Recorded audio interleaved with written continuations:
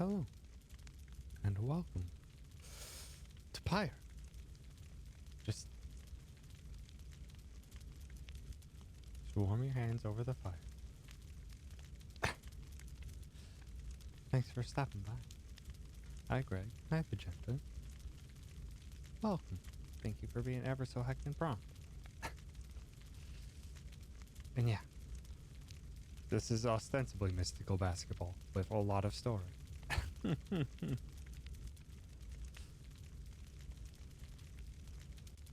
Greg, this isn't Star Trek.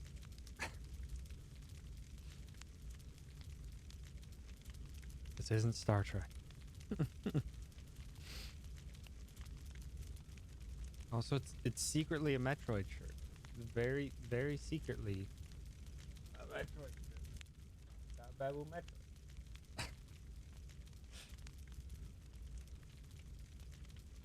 It's the way to be business casual while also, like, not wanting to dress business casual. But yeah, thanks for stopping by. Yeah, this game is... So I haven't played Hades yet, because I'm kind of waiting for Hades to get fully released before I ever really dive into it, because I've just heard so many fantastic and amazing things about it. But this is the only other super giant game that I have not played yet. And I really adore Bastion. I absolutely love Transistor, so I have no doubts that I'll really enjoy it. Just haven't gotten around to it until I just decided to go through a list of games yesterday, and this was just like on sale for like 60% off. And I think it might still be on sale, so it's like, oh wow, ain't this convenient. So hi gamer, hi Era gamer, for 50 bits, appreciate it. But yeah, let's have some basketball. And there's a lot of story in this, so it'll be a nice change of pace, I think. There's gonna be a lot of story and stuff. So yeah, there'll be lots of talking and the occasional game that this game is. The rituals or whatever they're called. But yeah. We should end the campaign to play it on True Nightwing. I think I'm probably just gonna put it on standard. I'm feeling the need to just have a relax. So let's just play it on regular. Here we go.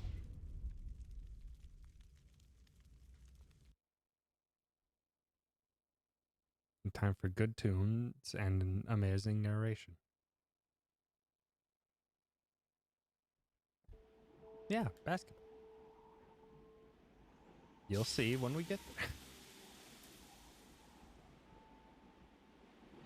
Pyre. Also, let me know how the audio is. Right now, there's like no audio whatsoever, so once there's talking and stuff.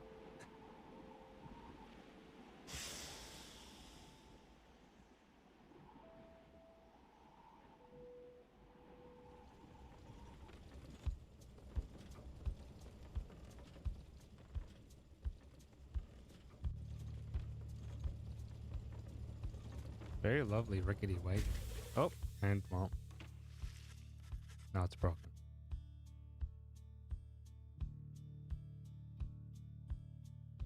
It is very quiet.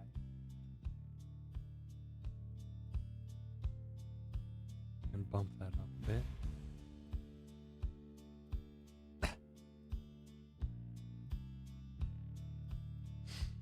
Your days in the downside brought slow, lonesome agony. Now, as you lie yielding to the elements, something rumbles into view. 3 shapes emerge, each clad in strange attire. The downside, a vast purgatory into which the Commonwealth casts its convicts and enemies. None have been known to return from the Forsaken Land. They're elementary, such middle school, you despise polems. Were you forced to wear them? Did you go to a school that you were forced to wear polos? I don't know. It's just business casual for me, and honestly, I normally wouldn't. I would have changed out for a stream to just a regular t-shirt. I just ran out of time. And I'm just like, nah, fuck it. So you're getting business casual, Tom, today.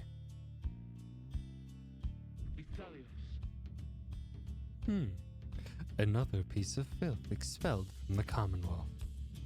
Commonwealth is a proud country risen from the ashes of a fallen empire, home to a multitude of ethnic groups, founded on principles of mercy and kinship, whose exact meanings evolved through many centuries. See, right on schedule. What'd I tell you? Masked something. You told us we would find someone alive. Someday. I said we'd find someone alive someday. Just not today, I guess. Don't be glum. You know I see you frowning underneath that mask. Looks like she's breathing. Masked Wanderers, presume you are female.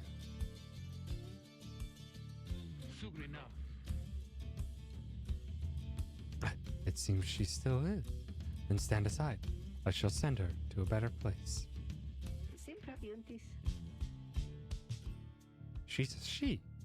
Can you people just tell? Hang on. The markings on her eggs. Think she's one of them. But look at her. She's beyond our help, and we are beyond hers. Broken, shaking, starving, probably deceased. Yeah, good luck with that there, chum. See you back at the wagon. Indeed, the day grows dim. You have, at best, an hour. Understood. I won't be long. After the others leave, the man turns toward you and begins unfastening his mask. Oh, heck. He's hot. Hello, my friend. Don't care who you are or what you did. None of that matters anymore. All of us. We are equals. We're equal nothings here. You are parched, and he gives you drink. You ache, and he binds your wounds. You hunger, and he gives you food. Little by little, it helps. There. Turns out you're tougher than you look. Name's Hedwin. Now come on. Well, hello, Hedwin. Hedwin, he is one of the 3 masked wanderers who found you clinging to life in the downside. You sense no ill intent as he helps you, and leads you to an old back wagon, nothing like the stately vessels that paraded Commonwealth criminals through Alabaster streets. I can't believe they got adult Roy from Pyre among this. Just missing a sword and a lot of fire elemental. Hedwin beckons you to enter the black wagon. Step inside. Press square at any time to advance events. It's a lovely wagon. The weather-beaten wagon is as much a mess inside as out. You see the masked woman and the talkative creature taking stock of ancient-looking books. I'm back. And with a guest. She loosens the clasps on her mask. You may call me Jodaria. Oh, heck. She's a boss. She is the most imposing of the 3 masked wanderers who found you clinging to life. And as for myself, the small one struggles with his mask.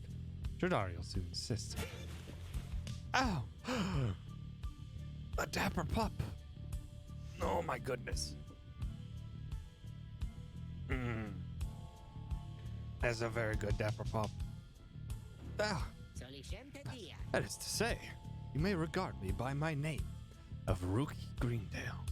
He is the smallest yet loudest of the 3 masked wanderers who found you clinging to life.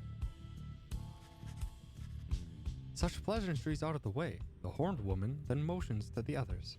She glances at you sidelong as she speaks. Can she do it? Hope so. I haven't asked her yet. What? And what are we waiting for?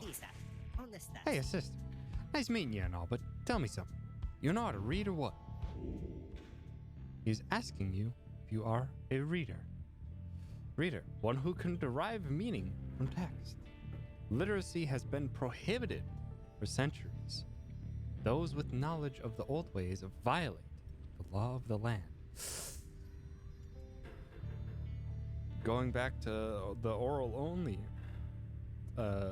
type of age, I suppose. I don't know. They seem like nice people, and they're out in apparently this area where the Commonwealth has kind of abandoned and exiled and banished them. So I don't think it'll be any worse if we can read. Plus, we're reading right now, so.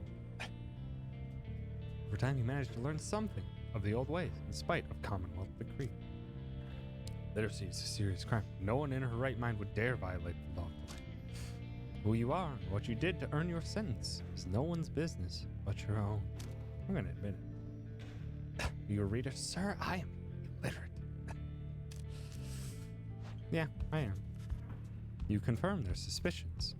There is no use trying to hide it now. Well then, glory days. Because it just so happens my associates and I, we got ourselves some nice material here for someone just like you. Rita, you still live thanks to us. We ask for something modest in exchange. Open one of those books back there and tell us what it says. We are none of them.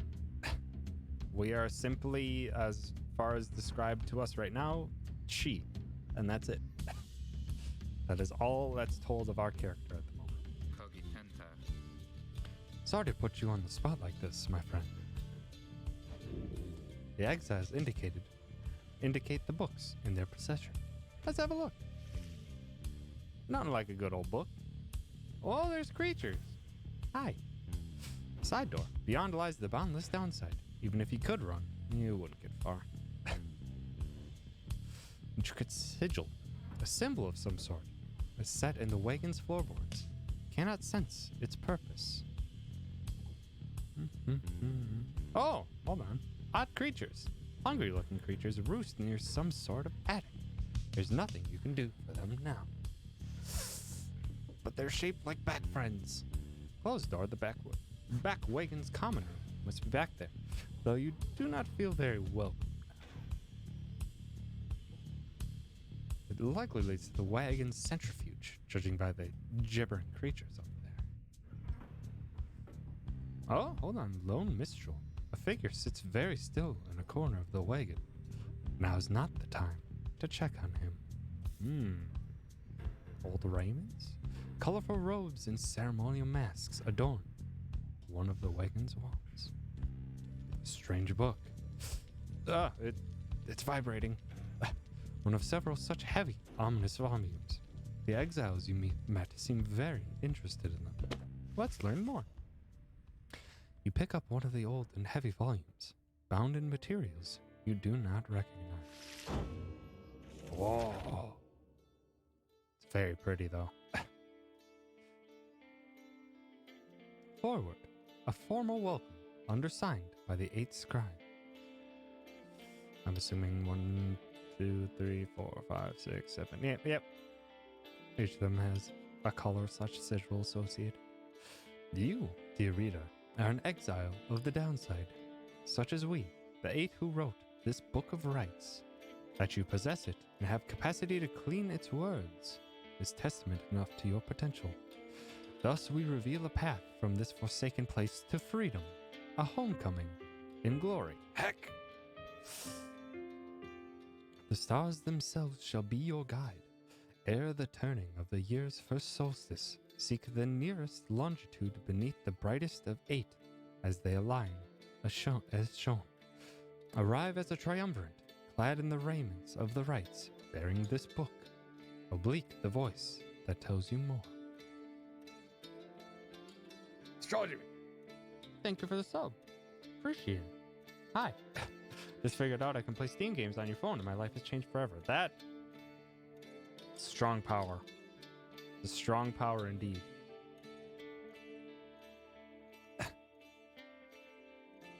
But dope. Thank you again for that sub. Brief instructions on when, where, and how to commence the rites. And no other pages. Inspect.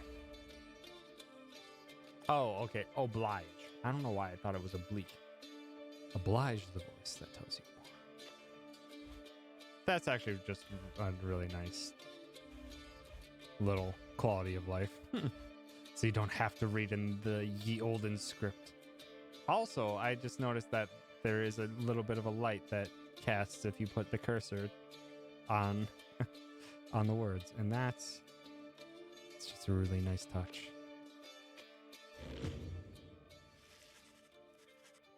The book describes a complicated method through which exiles can return to the Commonwealth. The words swim through your mind as Hedwyn gets your attention. Well, friend, what does it say? But then your vision starts to fade and blur. You feel your body weaken and give out.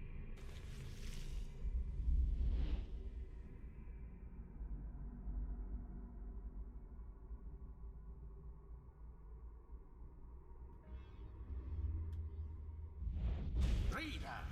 Oh, hi. Dare you tamper with forbidden knowledge? Yes. So soon after your sentence into exile. Don't worry It's about true what the book says. You can be free again. Perhaps not you yourself, but someone worthy of the privilege. You witness now the path toward salvation. You witness the rites, the one way to return to glory. Though in your case, I hardly think it possible. Yet, by the grace of the scribes, it is my duty to inform you anyhow. It worked. Do we really want to go back to the Commonwealth, though? They kind of booted us out. So it is true. Yeah, but what now? And where'd the reader go? She should be out there still. For now, we have to put our faith in her. She could abandon us. She won't. You look upon the three of them from beyond as Hedwyn then calls out to you. Rita, we aim to free ourselves. We will not grow old and die in the downside. Now I swear to you, when we get out of here, you're going to come with us. But first, we need your help. Show us the way.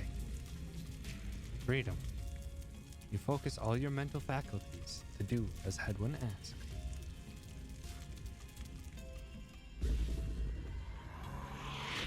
A celestial orb falls from the heavens when the time is nigh. Just a pleasant little charm. It's a neat looking orb. I'm just gonna go over here. Oh, dang it. I was hoping they would let me walk off screen. Exiles conduct the rites as a triumvirate, for they must prove their trust in one another, not just in themselves. The three must act as Only one exile can live at a time. Those abilities are shown here. Noted. Now plunge into the pyre with the orb and be purified. No. Yes, the exile Hedwyn has the way of it. Whoever steps into the flame is banished for a time. His or her cohorts must make do on their own. Oh, but it is not so simple. Yo. In the rites you shall face adversaries whose own freedom is at stake. Beware the aura that surrounds them, as they shall beware yours.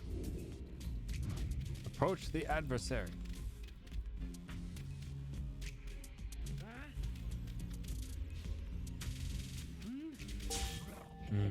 Okay, you just gotta run The into him. aura is your wrongdoing. Accept it as a part of you. Oh, big stomp. Cast your aura like a stone. Correctly done. Again. Oh, well, that's... It's a bit tricky to aim. You dare temple forbidden knowledge so soon after your exile? Bitch, I was exiled. What else? It's like it's boring out here. Just so. A glorious performance, I admit. More than I expected from the Banished by likes of auras, you. exiles soon return. Grasp the orb once more. The orb absorbs the aura. Then the orb quenches the flame. They're blocked. Now I say jump. Leap with all Huh? your strength. Noted. So you can leap over the auras. Headwind is returned. Now snuff out the adversary's pyre whilst yours yet burns. Okay.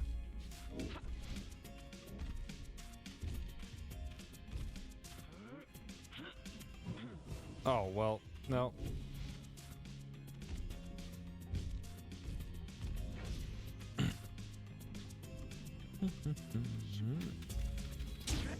There we go. Exactly by the book. This is interesting, the fact that you can only control one at a time.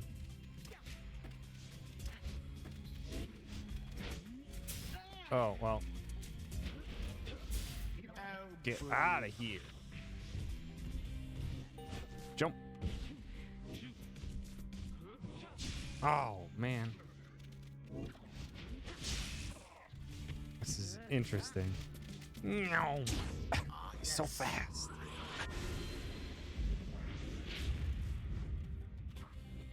Oh, Haha. Oh.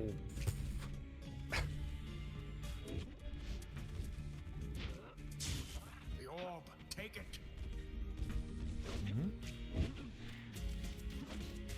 No. Haha. You fools. The right is Okay, well, complete. bigger the target you, There, dear reader. the more Now damage you do to the understand. pyre. Or do you? This was but a glimpse of that which lies ahead. I would tell you to turn back, cast down your hope. But all those such as you never listen. During the rites, only one exile on each side is permitted to move at any given time. The three must act as one.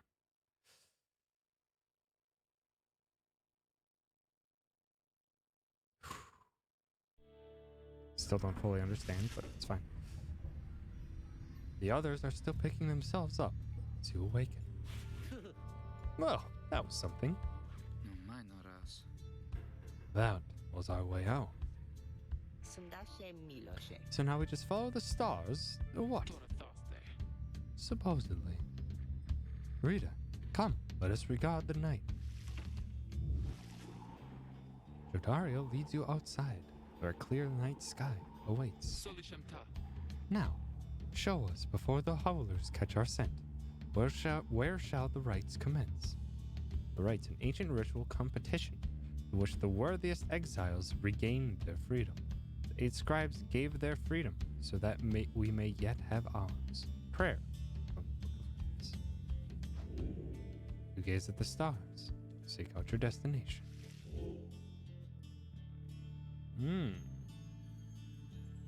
Capriest, the Olden Star, star of the moon stag hunter. Those born under it are ambitious, though also discontented. You can mouse over weird words and read about them. Yes, it's very nice. It's like having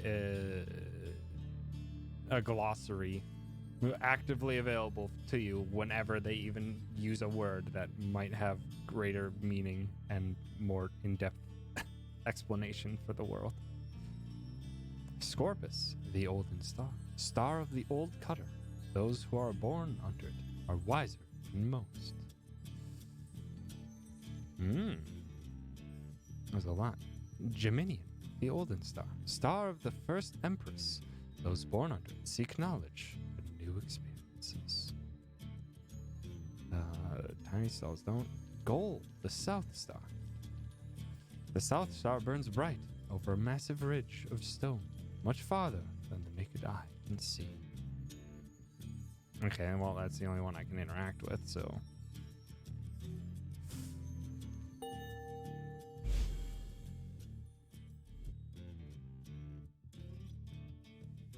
We go here then. Gently caressed. 200 leagues due east, the ridge of gold. According to the stars, the next rite shall soon commence here. Ah, okay, so it guides us to one of the 8 locations. The fossil remains of the serpent titan slain by Golgothian, yet loom over those living in its shadow. Concilia. Great. We're supposed to be about there when exactly? Very soon, according to the stars. You should be able to arrive in time if you make haste. Indaratarios. Then we had best get started. Well, this ought to be good for a few laughs at least. What do you say, Jody? Jodario turns to you, studying you. Rita, do not deceive us. Pray we make good use of our remaining time. What she means is, glad to have you aboard, sister. Kereamios. We're counting on you, my friend. See you inside. Freedom. The rights are the key. It is a lot to take in. Your fellow exiles await you in the wagon. Join. We go. Meow. The reader. No. We do a hop. Oh. Well, this isn't as devastating as I thought it would be. I thought it was going to be all desert. This is actually rather nice. And we're broken. You arrive in Downside Prairie, where the road ahead is forked. There's a lack of consensus about which way to proceed. One of the Downside's only verdant regions. Okay, so it's like one of the only. It only gets less hospitable as you press further north. I'm telling you, you ought to take the northern pass. Got an associate hold up in Hollowroot. I've got to pay a visit to besides. Hollowroot, the northern route to the Ridge of Gold, goes through a small exile encampment. Every so often, tempests come and scour away the huts and hovels, but they always crop back up. Fie, your associate. Best we head to Bloomingpool and avoid attention.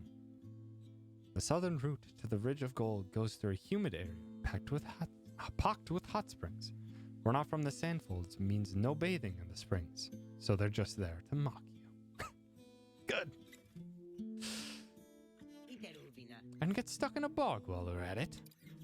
I like that their casual clothes are different, and the dog has a bone necklace. The dispute continues as Hedwin listens to it for a while. What if the reader settled this? She mocks the way, we get us there. If these rites are meant to test our faith, then we'd best learn to trust the reader's instincts on our path. No second guessing her along the way. Can we all live with that for now? Yeah, sure. If necessary. Then it's settled. Just point the way, my friend. The stars guide us through you. You may now choose a route toward your goal at certain junctures. Weigh the options. My southern route to the Ridge of Gold goes through a human area pocked with hot springs. Jodario thinks she can find rare flora here. That was not brought up originally. And there's the Ridge of Gold. The hollow route, the northern route to the Ridge of Gold, goes through a small exile encampment. Rookie knows someone here who owes him. Hmm.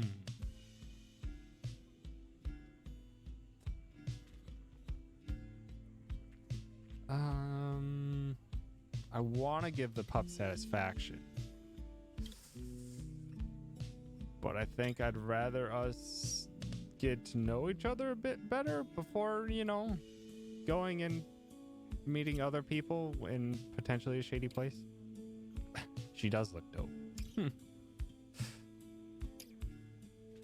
Let's go to Bloom. Sorry, Rookie.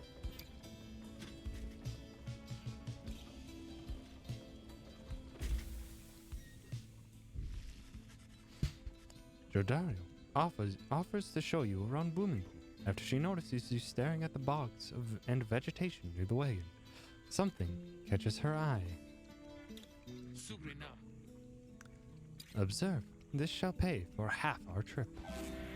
He found a black bloom. It is quite valuable. Journey onward.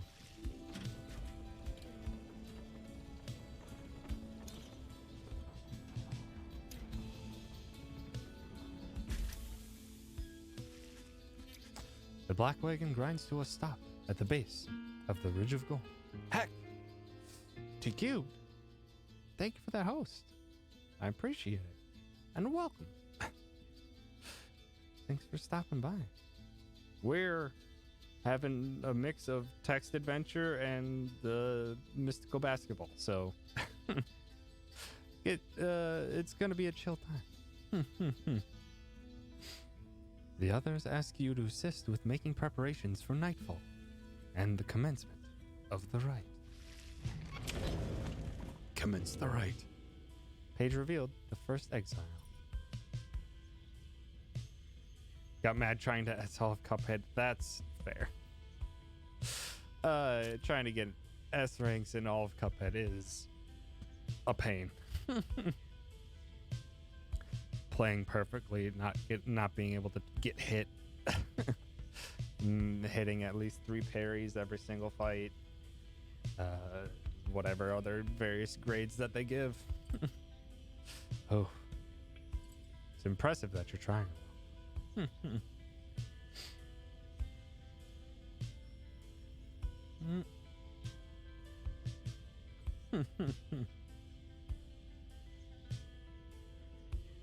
One quick thing here. Okay. Interact or press triangle anywhere to check inside. We got a new thing in here. A Hydrodar. We have a few new things. It's nice that it sparkles. Oh, or doesn't? A drive imp. Creatures such as this must have been bred to push the black wagon along. Oh. They actually push us? Interesting. Headwind's cooking twins. Tins. Jeez. What passes for cooking supplies in the downside. Headwind does most of the cooking. Headwind status, checking the surroundings. Greentail family portrait, a reasonable likeness of a younger Rook with his mother and uncle. Rookie's status nearby. Oh, very good imps. So very good.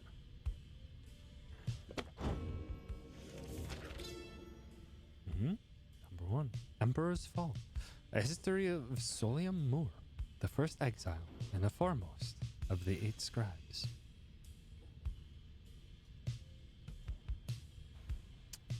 The first exile, in the words of Golgothian, the Master General. You know perhaps the thrice cursed name of Solium Moor, the Emperor of Sar, the first exile, and my liege. This chapter concerns him and those who found him in the downside. Each of us was sent to take his life. Such was the hatred for him, and around his country. Yet, we found in Solarium Mur a man transformed, in body, mind, and spirit. A man deserving of much more than mercy. In time, he named us all his scribes, and became the 8th. And he became the 8th. It is my greatest honor now to share with you his deeds. To know his story is to know the rights. Can I flip page? Well, I didn't mean to do that. I wanted to. Okay, so that's all the pages we get. Okay. What's up, Jadaria? Reader, Greentail here was just complaining about how you opted not to take us to Hollow. What? And to violate our anti-second guessing pact? Nah, I was only saying how our sister's gonna have to keep on making the tough calls. Besides, just making sure we got something to pawn off at the next slug market we find. Slug market? Crude trading post found in the downside. Commonwealth contraband sometimes find its way to the downside, where it is traded and sold. And we have. Now let us focus on the task at hand. We have reached our destination and have much left to prepare before tonight. The two of them soon go about rummaging through the raiments and the books strewn about the wagon, leaving you to your own devices. You can even rustle some of the stuff. Common room. Interact to view the roster. In the common room, you may review various notes and observations about your fellow exiles and their respective paths toward enlightenment in the rites. Okay, so they even have like actual stats.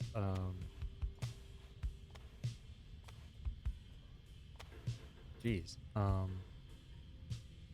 do I? There was. Where was the regular information? Oh, the bio. Okay, so it's left, up, right, and down as our options. Hedwin, the free spirit. He wanders the downside in search of a way to regain his freedom and return to his home. Right's powers are cast, throws aura in a straight line, jump, high jumps to evade adversaries' auras, sprint, runs much faster for a short time. Personal race, nomad, past outrider, astral sign unknown. Sentencing crime unknown, motive unknown, years exiled unknown. He's the one who nursed you back from the brink after finding you in the downside. His genial manners suggest that life in exile has not yet broken his spirit. He wears a bronze class identical to that of Jodariel, suggesting the two of them may have met before their exile. He has not yet revealed what he did to earn his sentence. And that's that. And then that's all we got is black blue. Blossoms at specific times. While bitter at first, a taste of black bloom makes the pain go away. Jodariel, the fallen soldier. She's a grim, longtime resident of the downside, grown accustomed to surviving. Fast jump. Throws her aura in a slow, thick line, leaps and slams down, forcing back those in the vicinity. Rush lunges forward in one swift motion. Race demon. Past veteran, astral sign unknown, everything else unknown. She seems to be responsible for the Black Wagon's security. Her features suggest she has lived in exile for much longer than the others. Her grim outlook and the fact that she still wears the bronze class of the Commonwealth Blood Border suggests a military background. Though what she did to earn her sentence, you do not yet know. Is that not the same? That is the same clasp. So I guess also Hedwin was a part of the Commonwealth Blood Border. I guess military of the Commonwealth. Hi, Marky. Thanks for stopping by. Rookie, the fast talker. He's an opportunistic and well-connected cur, still clinging to his once comfortable lifestyle. Throws his aura in a thin line, jumps, hops up quickly to avoid adversaries' auras. Sprint accelerates to a high top speed. Race, cur. Past trafficker. Everything else unknown. Observations. He seems to be the most well-connected of the masked wanderers who found you, and knows something of the land. He has a rather opportunistic disposition, and his ostentatious clothing suggests a lucrative background in the mercantile business. Even still, you do not yet know for sure what he did to earn his sentence.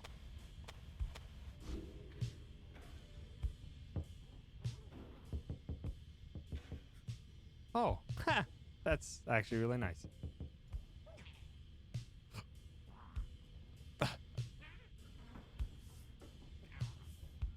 They're just like, what are you doing? Suppose I should clean it up a little bit in here. Nah. Clean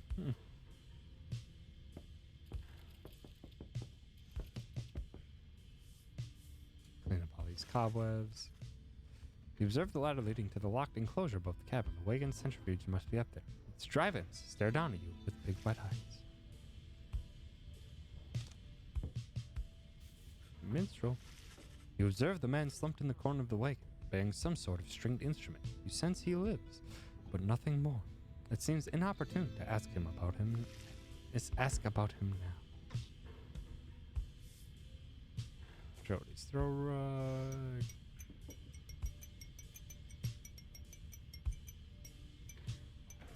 Some lovely glass tapping sound.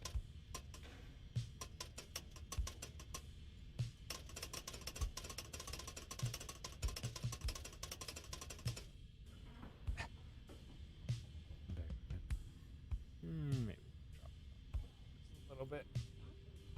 Okay.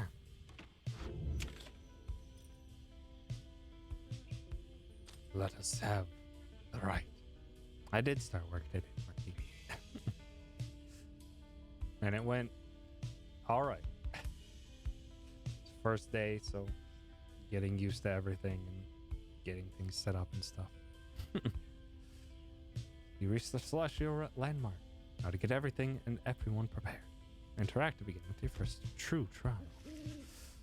As darkness falls, your fellow exiles stand together, clad in the raiments of the right. Preparations are set. However, everything is still and calm. Soon they grow restless. Keep telling you there's nothing here. What a bunch of idiots we are. We traveled all this way for nothing. I don't think we did. Look up.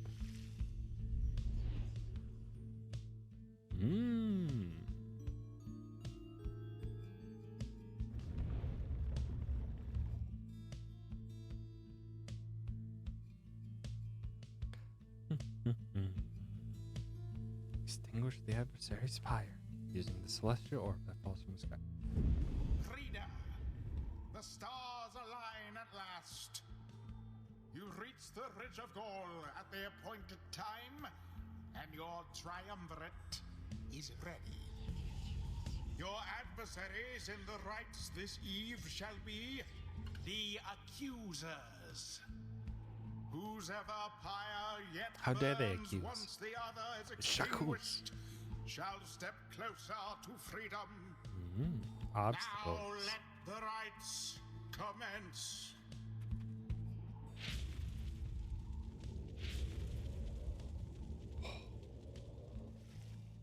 The stars are aligned, and your pyre burns bright.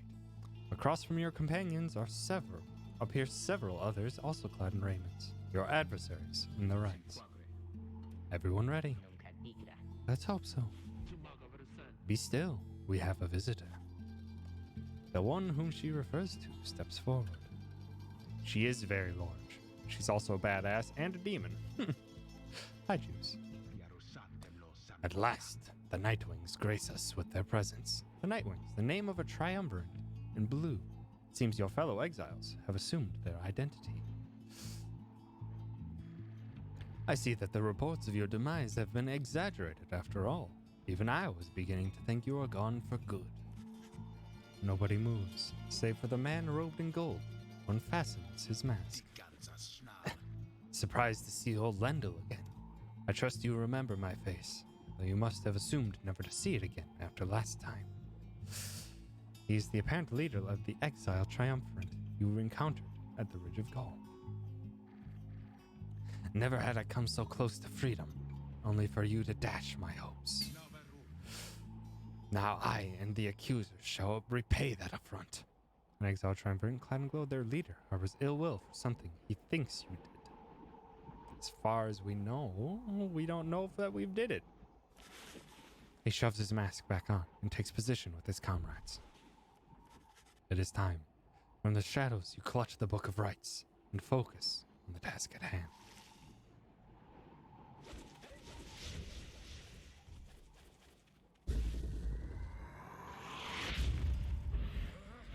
Begin.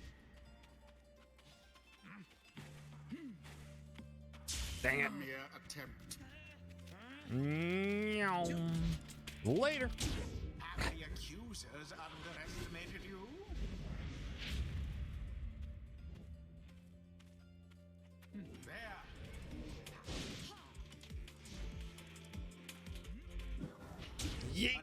Okay. display. So you can yeet it Flinging in. the orb into the flames like that. So you can yeet it in there. You'll It's not as much. elude banishment using such tricks. No, shall not accept defeat from you again. Hear me, accusers. Stand your ground. Let your auras boil in rage. It seems that you have flustered the accusers. Sabat Namaina. We're getting there, but they've hunkered down. Fine, and we shall disrupt their formation. Have Circle you the- any okay, now they idea teach you what to that play it. Lendl did to deserve his exile? Switch. Set that one there. Hi. Well, we just have a yeet. Okay, so you can fully charge it to actually get up all the way to what you would do by going in yourself. Just takes a moment to charge.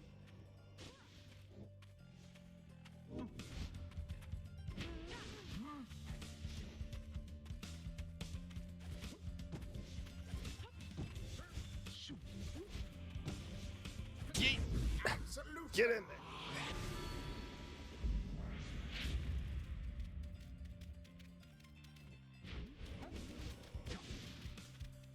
No, come on. Oh, that was a foolish move. With grace. You left your defenses wide open. Now go on just once more. Get hacked. Oh, well, thanks for the pass. Later. And it is done. Curse the right. Hath prevailed. Completed. Rejoice then in Untouched your flame. single fleeting victory. Guron Salashi. Your deceit may have earned you a hollow victory. But know this. The accusers will not forget your wickedness. And when next we meet, you will rue the day. Okay, bye. Now in the wisdom of the scribes. Get done. The exiled Jodariel has gained enlightenment. We have withstood Only worse the nights than enlightened this. can regain Though their freedom. few is strange.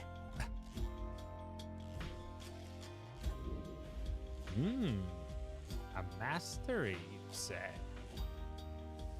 Conducted right, prevailed in right. XP get. After using her rush to lunge forward, Jordario can rush again right away.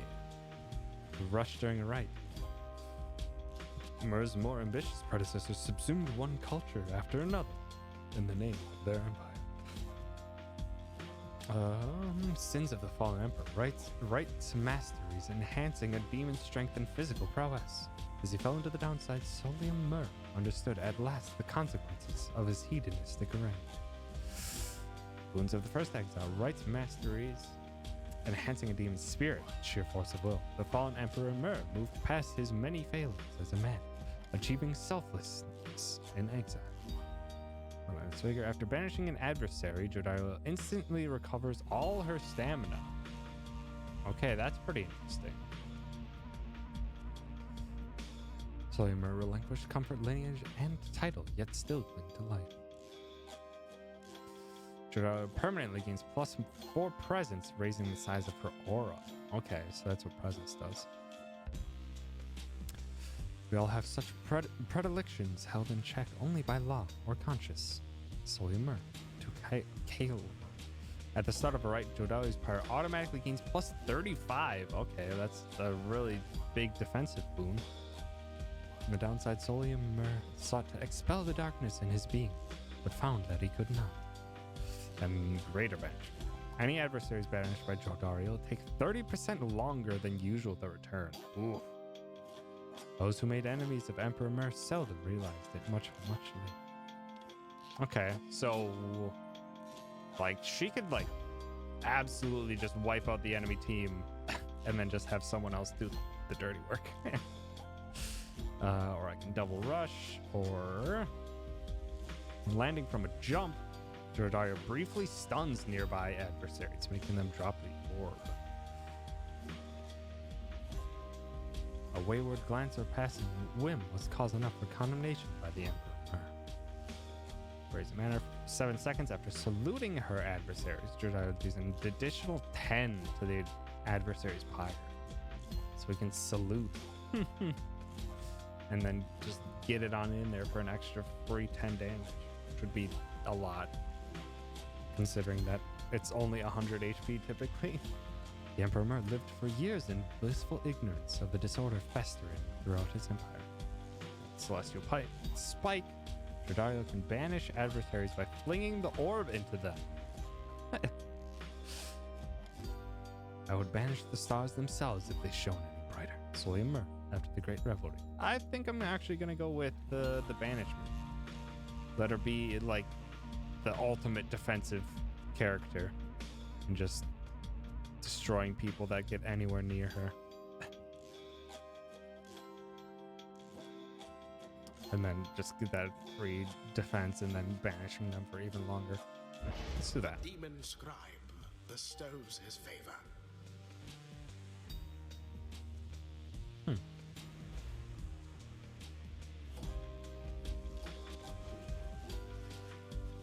After the rites, the accusers disappear into the darkness. As you return to the wagon in the still night sky, you see a single star burns brighter than the rest, beckoning you onward. During the rites, hold circle to fling the orb along your charge. The more pyre damage you deal, if the orb flies true. All the way up to what you would do if you dunked it.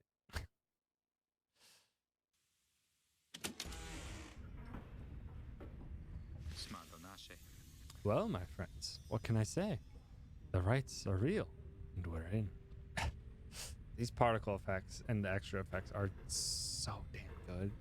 Supergiant has just incredible artists and animators. The Getting Out of Here Club.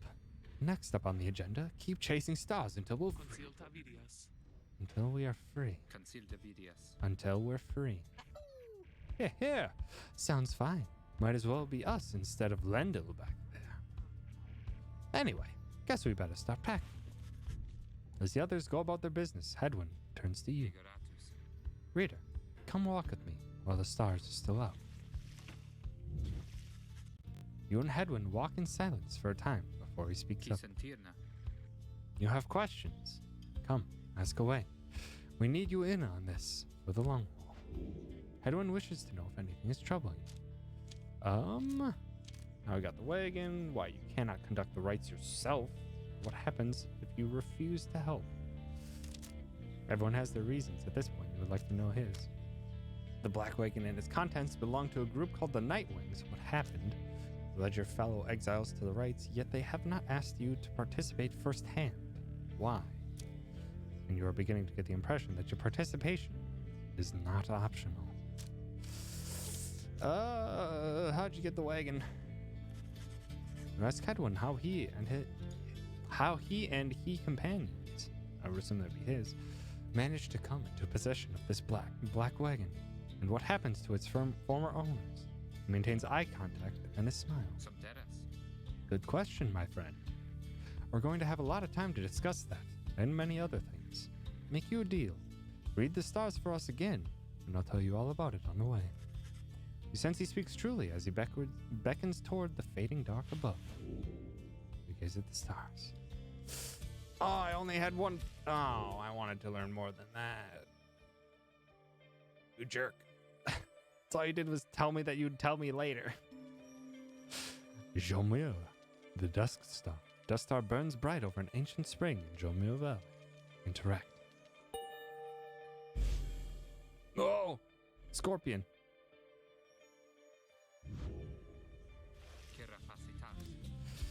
That's a long way north and west. We'll see if this old wagon's fit for it. Then he turns to the others. How's it going? Imps fed, wheels clean. Status, Jody? No sign of howlers. Everything is secure. Good. Then get some rest. We're headed to the spring of Jomia. At dawn, we're off. According to the stars, the next rite shall commence here. The Alpha Chief hoped bathing here would cure his ailments, but it only made him itch. Good.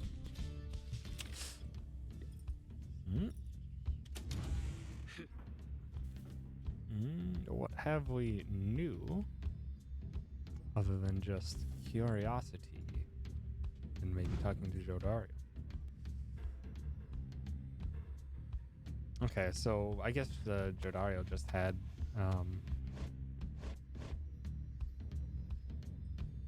really? Jodario just... How did Jodario get so much extra? I don't know how...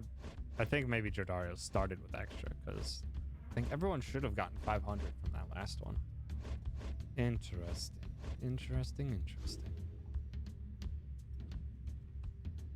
Seems to have something on her mind. Sense Jodaria's steel gaze well before you turned to her. Rita, rummaging about the wagon once again. Tell me something, now that you are here. Look at me. Are you afraid of me? Consider the question. You have never before met someone like her, but do know something of what happens to those who remain in the downside for many years. Tara wishes to know if you fear her. Admit she can be a bit intense. You're very much aware that she could snap you like a twig at any point. It's pretty honest. Denying feeling that way from what you know of her thus far. You sense no need to feel afraid of her. Say nothing.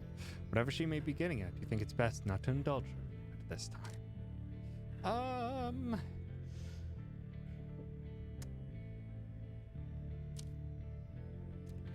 You're very aware of much that she could snap you like a twig at any point. I mean, that's a very true statement. She could very well snap us like a twig. From what you know of her thus far, you sense no. I have a feeling because it's describing it as deny that she'll just like see right through it. Even though I agree with the sentence from what we've known of her so far, the sense that there's no need to feel afraid of her. I'll just say she's a bit intense. You tell her in a careful way that you have done your best thus far to not cross paths with her and wish to stay in her good graces. Indeed, it is comforting to know that my mere presence instills fear. One day perhaps you two shall grow some horns if you survive this place.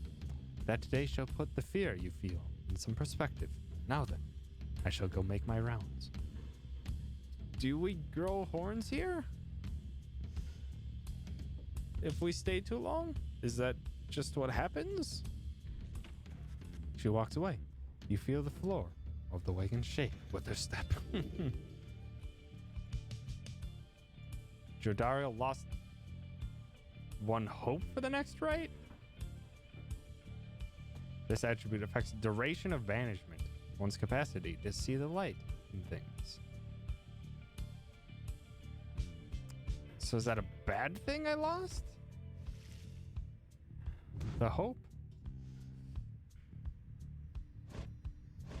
Okay, so... Great, I lowered her morale by being honest. So yeah, the higher it is, the faster they respawn.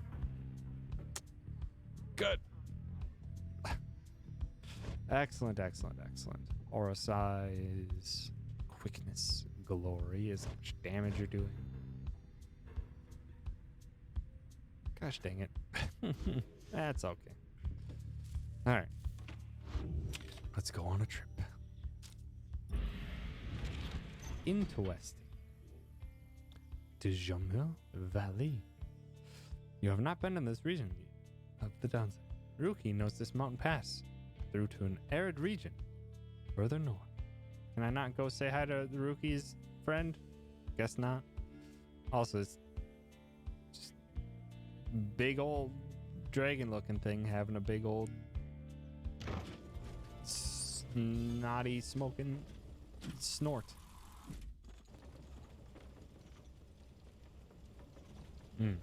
And we're back to desert.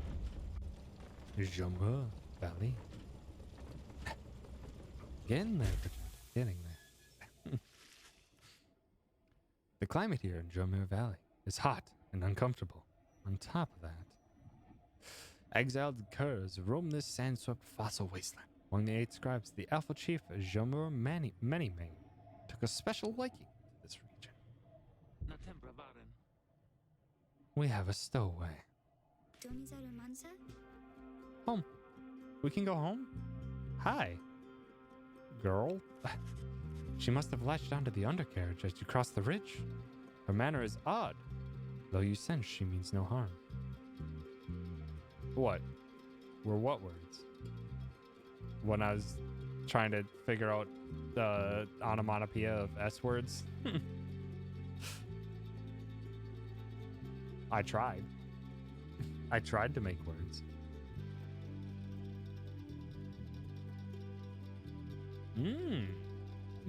Yeah.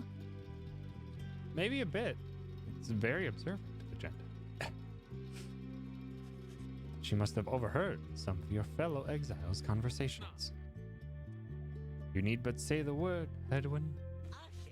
Oh, come on, you can't be serious, Jody. She's just some kid who managed to climb aboard our wagon undetected, but still. Do it, Jody. Yeah. I tried and it wasn't very successful. Jodalio approaches the girl and looms over her. Listen to me, girl. We cannot guarantee that we shall get you home, or any one of us. But at present, we have room for you and adequate provisions. You may accompany us for the time. Jodalio leaves without awaiting a response, presumably to make room in the wagon for our new guest. Your new guest. The stowaway is overjoyed at this. Really? You're so kind. You are most kind to someone you just met, like me. May the 8 scribes smile upon you all. 8 scribes, some revere them as gods, believing they bound themselves to exile so that others could live free. Centuries of oral tradition have shaped the history of the 8 scribes into myth and legend. She claps her hands, bursts into laughter, and performs some sort of dance. Ruki stares at all of this and leans in close to Hedwig. Hey, so what gives? First the raider, now we're taking her along? What, we gonna take in every mite-bitten tri-vamp we find now too? Easy, Ruki. I thought he'd want for us to bring this one along. Who? Sandalwood? I thought you said he asked if we find someone to fit in every type of mask. Near as I can tell, yours would fit her just fine. The apparent name of some mysterious informant of Hedwin, Jordario, and Ruki. He asked that we use our best judgment. Besides, if we send her away, she'll go telling anyone she finds about us. Can't risk that right now. So, I can come in? It's very hot, and I'm a little thirsty and a little tired too. Yes, you're welcome here with us. One question though, what do we call you? Well, this is embarrassing, I think, but I don't know for sure. I'm just back home. They called me lots of names, like for the color of my hair. They made fun of you just because you got gray hair? That's it. My name, it rhymes with gray. It's just, they called me lots of names. Since the girl is struggling to recollect a certain name she felt best suited her. You think you can help the stowaway girl make peace with her name? They all have an AE, but unfortunately there's no GAE, so unfortunately her name can't be gay. May, she looks like she could be a May, doesn't she? She does look like she could be a K. She could definitely be a Fae, or that you have no doubt. Zay. Suppose that she could be named Day. Her name could be Zay, however uncommon it may be. Looks like she could probably be a Shay. She could be a Ray, perhaps as well. There's several other names ending in A, which you are aware. Faye is very good, and actually very fitting. Very fitting.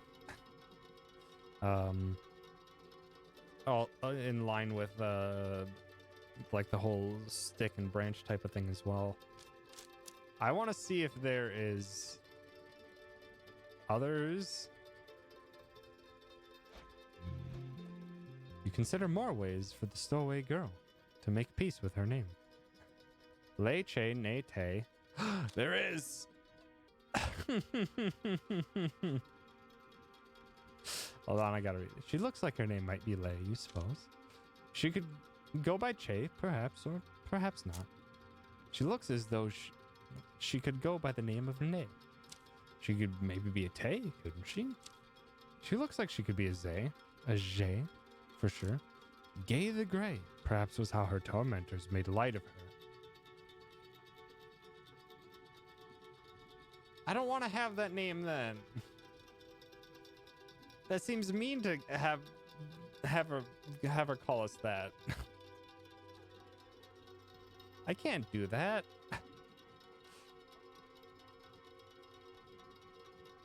Also, I could just name her Bay. This one cannot possibly be right. I'm gonna go with Faye. I would have gone with Gay, but then it was just like, oh, I don't want to let her keep a name that was likely used for bullying. So I'm gonna go with Faye. I'm sorry, Vegeta. Next time I have a character that I can name freely, I'll name them Gay. For you. You suggest that the stowaway's girl's name is Faye. Vistalia. Why, that's it. My name is Faye. My name is Faye. Where I am from, they called me Faye the Fair. But I guess maybe you don't have to say that part because I didn't really like it. Your fellow exiles decided to bring Faye along, for now. She almost collapses from exhaustion, so you take her in and show her somewhere she can rest. Faye joined the group. She is tired, but excited. Welcome her aboard.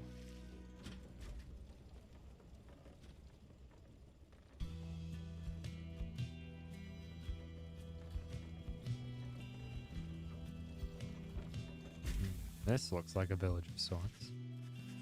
The black wagon arrives in a somewhat peaceful stretch of Yomur Valley. Your companions wish to hole up here for the night, to give Faye and all of you a little time to rest. She's a young vagabond girl with an odd manner and an unshakable sense of curiosity. What's her name? What's the girl from Cowboy Bebop?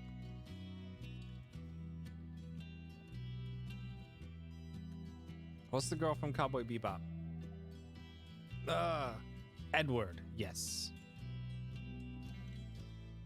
I believe, yeah, Ed. Very much along that line of character.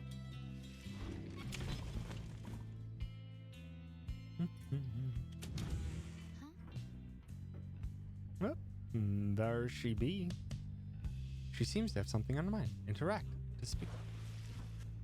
Faye seems to be recovering well since you found her. She seems fascinated by everything and everyone in the wagon.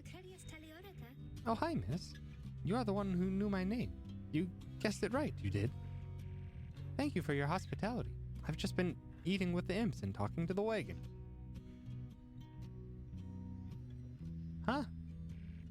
This wagon, he and I are the same age, almost to the very day, but I am older by 3 weeks, so I'm giving him a hard time. You can talk to the wagon. Little brother, I call him. He's a good wagon, isn't he?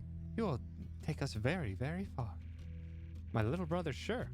He pulls at my hair at times, and I don't like it very much, but he is family. I am happy to be here with my family. I thought that I had lost them all again. Thought that I had lost them all. Oh, but we have stopped now, haven't we? Then I should go outside to dance, in case the scribes are watching. Bye, miss. Smiling back at you, she prances out the door. A strange one, for sure. What's her dealio? As of right now, we don't know where the deal is. Good. Good.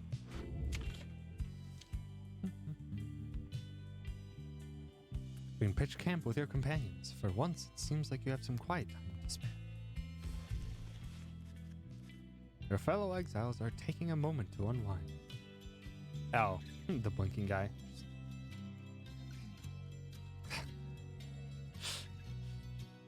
Your fellow exiles are taking a moment to unwind.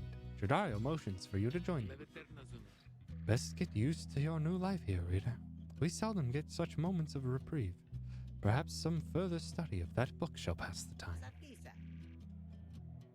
You could join me for a little stroll if you're feeling up to it.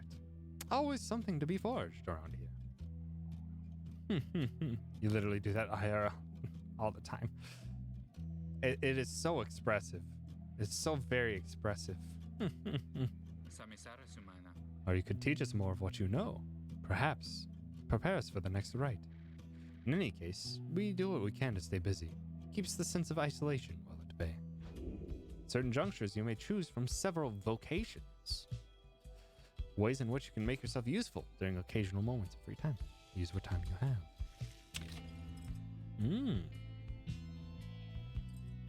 Forage for resources. Very facially expressive. It's kind of your thing. It's dope. It's very fun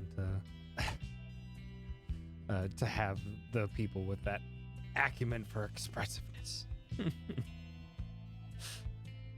Just like you can convey so much without saying a word.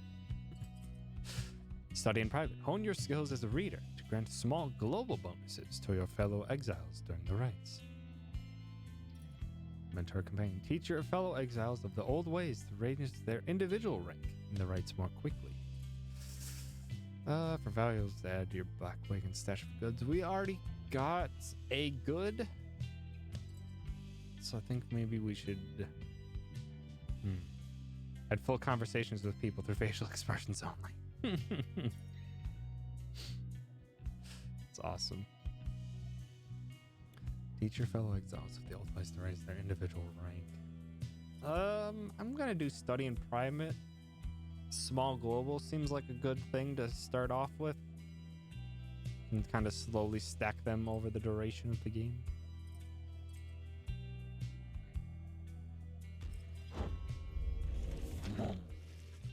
You find a relatively quiet clearing to study the Book of Rites with undivided attention.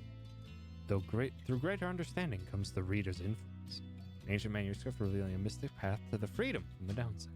For centuries, the teachings of the eight scribes have been passed down through an oral tradition alone. Reader's influence. Attribute bonuses you bestow on all of your fellow exiles who participate in the rites.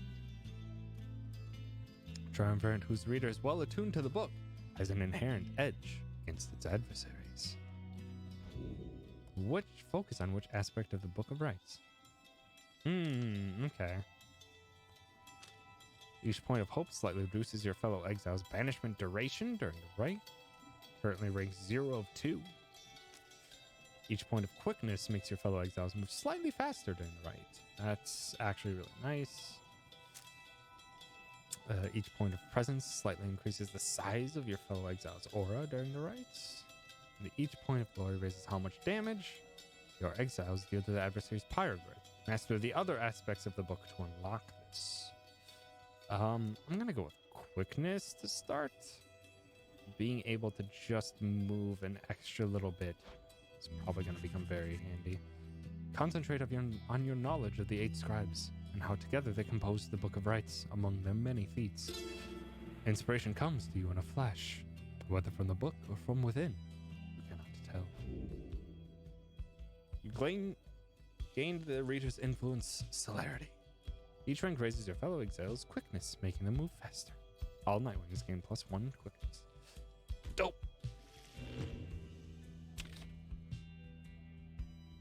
We go. The path leading further west splits off. And once again, your fellow exiles turn the choice of where to go over to you. Faye seems enthusiastic for whichever route you choose.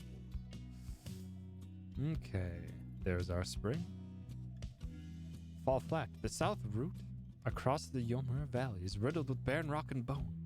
Faye believes those who travel this path shall be as swift as Yomer of the 8 scribes. Swift might be good. The north road across the Yomer Valley passes through the remains of the Hive Titan. They believe those who travel this path shall be as strong as goal of the 8 scribes. I mean, we literally just increased our speed.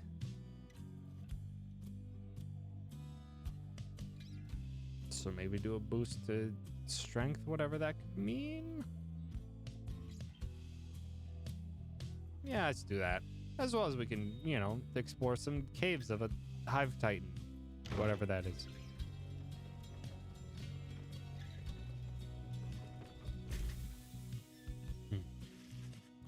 Faye is behaving stranger than usual as you pass through the dry flats of Gluehide. Loricasenta. The scribes, I think they're here. I think that they were here. Can you not feel their presence in the sand and in the air and all about? At first you paid little heed, though later you observe your fellow exiles seem to be in better spirits than before. Perhaps it was the previous day's rest that did everyone good. Paladin skin, +1 presence for the next right. Okay, so yeah, it was a temporary boon for the next right. Which is not bad.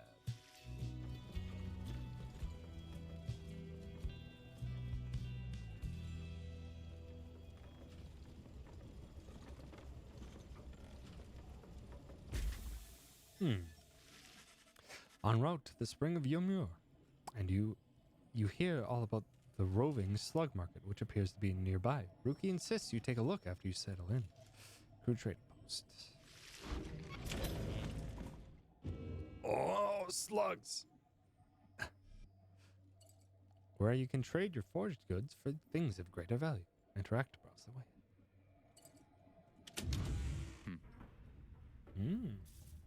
Howdy, Headwind. What's... Again, I still don't have Faye in my roster. Headwind motions for you to join him. While his manner is as easygoing as ever, you sense his contemplative mood. You're wandering about this wagon. It's a long story, but I'm going to keep it short. Okay, so here. You last long enough in the downside, you start to hear a lot of crazy things. One of the crazy things I heard one day is that there's a group of exiles out there fighting one another for their freedom. Under the stars, while wearing masks and dresses. Everyone I was with just laughed, but something about the story stuck with me, and I started to do some digging. Got in touch with Jody, who I knew. She got in touch with the Rook. He knew who to ask, and it turned out I knew how to answer. That's when we got in touch with our contact, Sandalwood. So they are the one who provided probably much of this. We talked only through messengers, never met in person. I must have gained his trust. He told me to go searching in the sandfolds, gave an exact location, told me to bring my friends. Then, he said to get a reader. The wagon was almost completely buried when we found it. The minstrel was out cold in the corner, just the way you saw him. The rest, you know. So the wagon isn't ours, the robes aren't ours. I don't know who the Nightwings are. One day, maybe we'll meet up with our informant and learn more, but now you know as much as any of us do. So that's how we got here. How we met you, anyway. I'll leave it to you. See you later on. He nods at you and heads out, leaving you there, the Black Way. So this minstrel's just kind of been chilling here this entire time. And you're just like, yeah, it's just minstrel's here. Another page. The last emperor, in the words of Golgothian, the Master General. How many nations did I scour in the name of Solium Mur? How many countries fell before our spears and blades? Such questions mattered less to me with every passing victory. Our legions swelled across the land, and our dominion grew. The Emperor Solium Mur paid all this little heed. He only tended to his personal affairs. Our legions relished the autonomy. We did not know that the Emperor cared nothing for his legions nor his people, cared only for that which was before him. One day he learned of such a thing as to befit his name, and vowed to seek it out.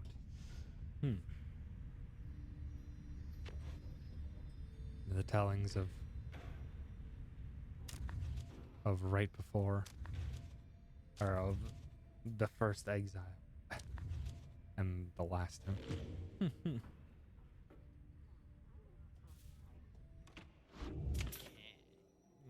Slug market. Hey guys, hey, how's it going, Mr. Greentail? Been a while and all that. Hey Rod, how's it going? Rod is such a casual name for this character. He's a traveling sales creature and proprietor of the Downside Slug Market. Say, how come you set up shop all the way out here? Isn't this a little out of the way? Oh, well, let's just say, you guys, you ain't my only customers. You see, Dad and I, we know this business pretty good. We've been around the block and so. As Ron keeps blathering, Ruki signals you in a furtive way. Here's the deal, sister. Got an informant says there's something here connected to this rights business. See if you can spot it. Should be able to pawn some of our stuff to make the trade. Something here connected to this rights business. See if you can spot it. And don't even worry about Falcon Ron. His name's Falcon.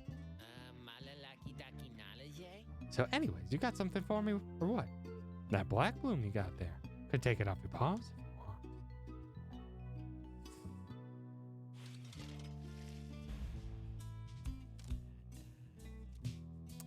Crest, after being banished by an adversary, the bear has a chance of a meat to return immediately 30% of the time. Blue glass, while carrying the orb, the bear moves faster than usual. That's actually really nice. Curfang, when plunging into the adversary's part of the bear, does bonus 2 damage. So when plunging, though, trigger resume with the intricate sigil of the night wings, shines with a faint light.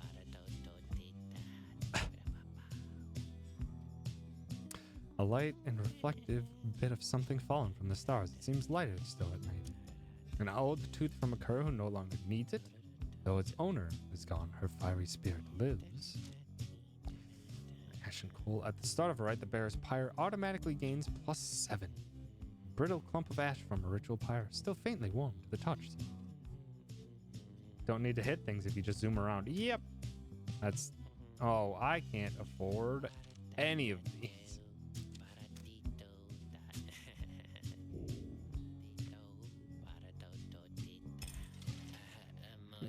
Hey, you know, I'll take it, Mr. Greentail, though you drive a pretty hard bargain.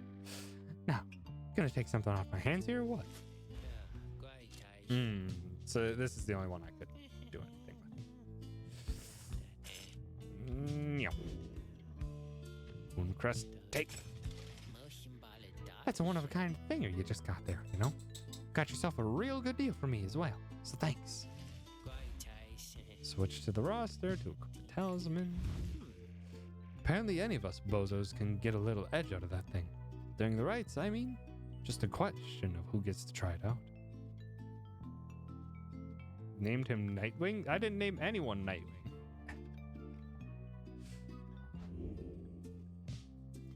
That is literally just the name of the tribe.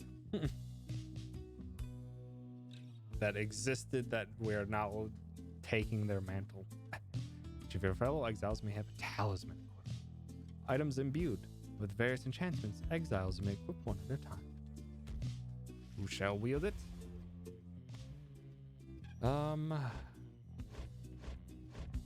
Probably give it to Hedwyn. Hedwyn's already pretty quick. I'm mostly going to be using Jadario for defense.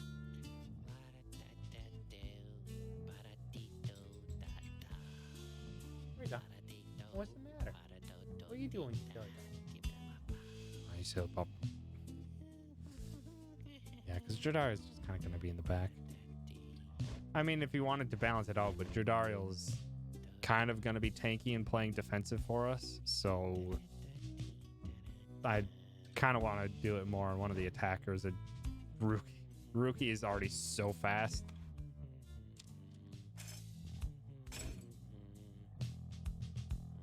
She's very strong.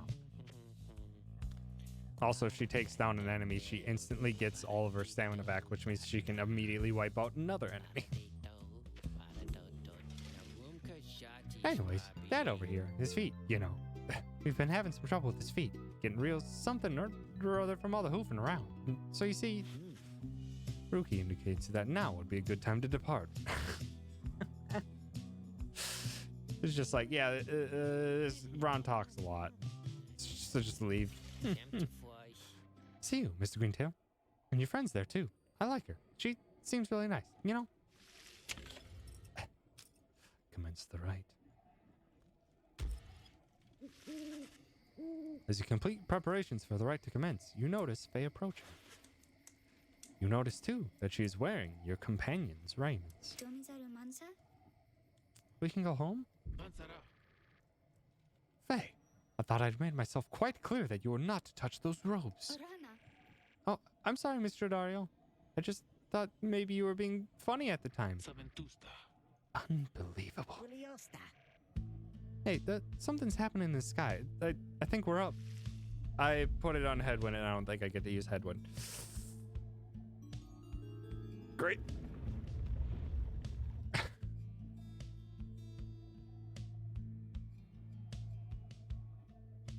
You lose your aura when you grasp the orb. Reader, what brings you to the spring of Jomir? Jomir. Why, it must have been the stars. Although it seems that your triumvirate now numbers 4 exiles, not the expected 3. The rules of the rites were not created for you to besmirch. Prepare now to confront the fate. They still honor the traditions of the scribes, and surely have been longing for this chance. But first, you have a choice to make.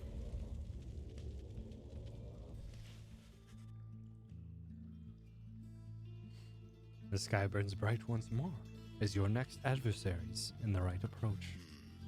Their apparent leader is a bent-old cur who regards you with a formal bow. Old pup. At his side is an intense young man.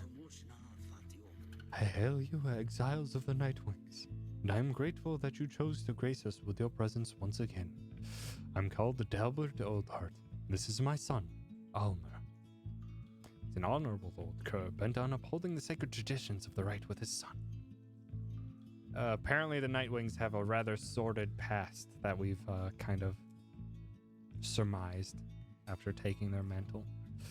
Almer Oldheart, he's the dutiful foster son of Delbert Oldheart, and is very protective of him above all else. We need not greet them, father. We shall face you in the field this night. May the victor's pyre burn eternal. But first, we offer you a token of good faith and show of appreciation that the Nightwings have returned.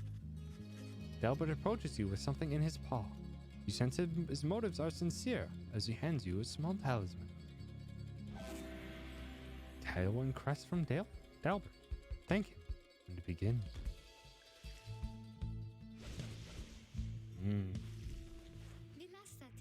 That cur was very kind, and his son, he was so caring, wasn't he? When can we start? I want to help you beat them. We need 3 of us exactly to conduct a rite. Well, we've got 4 now, besides the reader. This ought to be her call. If someone has to stand aside this time, I volunteer. No volunteering, chum. It ought to be the reader's call, remember? Very well then, reader. Who shall it be? Henceforth, you shall choose 3 exiles to conduct each rite. Prepare. Now let us get started. Okay, if Headwind's not going to be in, and Headwind did mention they didn't want to be around. Faye is also very quick, also pretty comparable. Pretty comparable to Headwind. A little bit faster with less presence. Yeah, we can have Faye in. She can be fast. +2 quickness. Wait, no, that's not what this does. After being banished by an adversary's bear, has a chance to return immediately. No, let's increase her speed. Let's give Rookie that. Rookie. Don't have to tell me twice, sister. Let's get Faye in. Oh, me? Thank you. Thank you for believing in me, because I think the scribes do too. Let's have our defensive member. Jodariel. As you will. Now, Hey, I'll have other chances. I think you did the right thing. Nightwings, I trust you are all well prepared, for these old eyes yet see that the rites shall be commencing momentarily. Are you quite ready too, my son? I hope so, father. Here now, let me show you. the rites. Now begin. Seize the orb.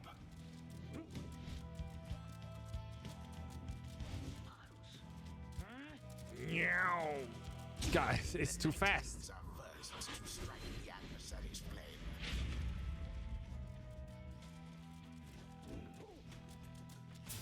I'll take it.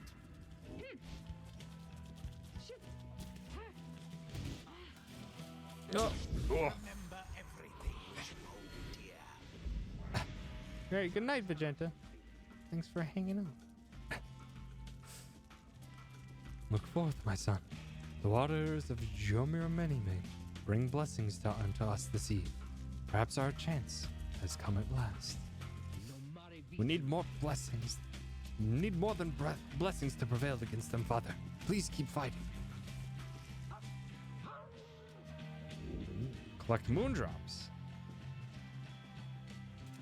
My moondrop. Boon come from the stars themselves. Oh, well. But shall it be enough for Dalbert and his faithful son?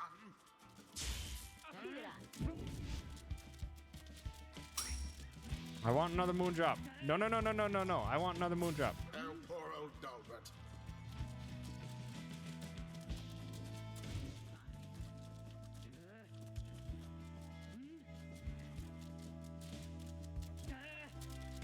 Okay, I want that moondrop.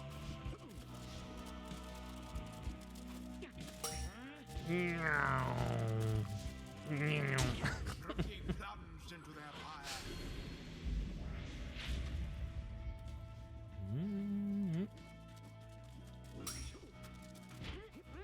No, you don't. Get out of They here. had you there.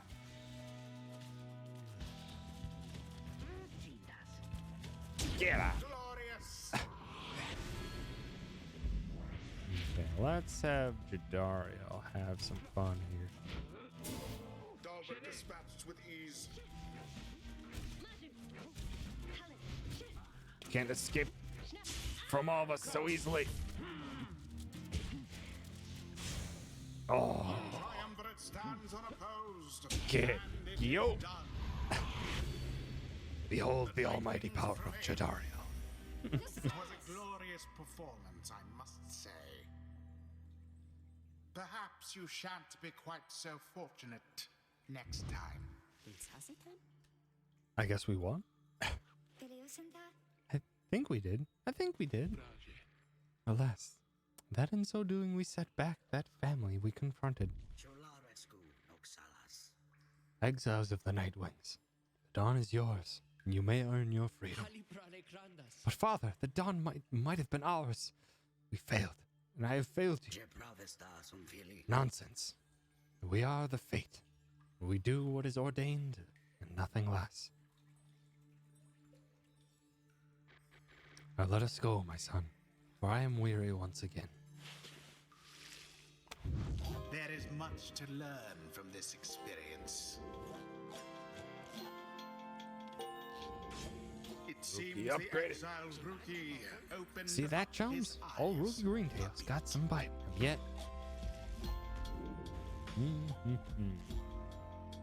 Maneuvers of the many main. Rights mastering enhancing a cur's agility and fortune.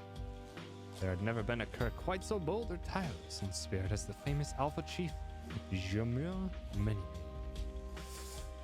Or of the Alpha Chief, Rights masters enhance a cur's relentlessness and fervor. Other curs of his age all needed to learn to navigate the many quirks of Jomir's personality. Rookie does an additional 5 when plunging into the adversary's pyre. That's actually really good. So I could just have like Rookie kind of do work.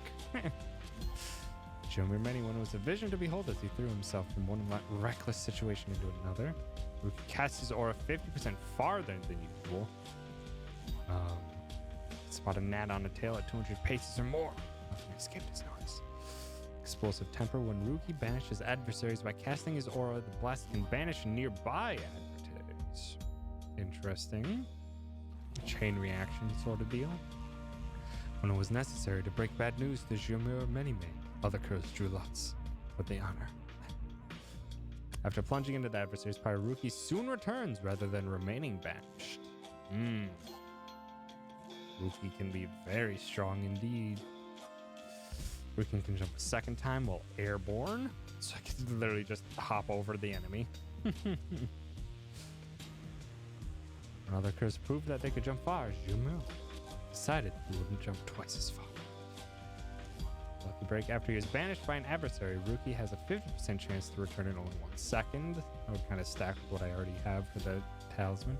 Try to kill me all you like, and I shall reappear to make life worse for you each time. Jumir to his right. When sprinting, Ruki accelerates faster than usual to even faster top speed. Increased sprint. No creature bound to the ground could move near as swiftly as they all achieve. Ruki can jump a second or third time while airborne. Just don't even have to deal with anyone. Just jump over everything. The extra 5 is really good though. Banishing, casting aura, and being able to do it again. I guess I'm probably gonna have offensive for Ruki. The jump mobility would be really nice, but I think I want to get this extra 5 A blessing from per the dunk. Alpha Chief himself.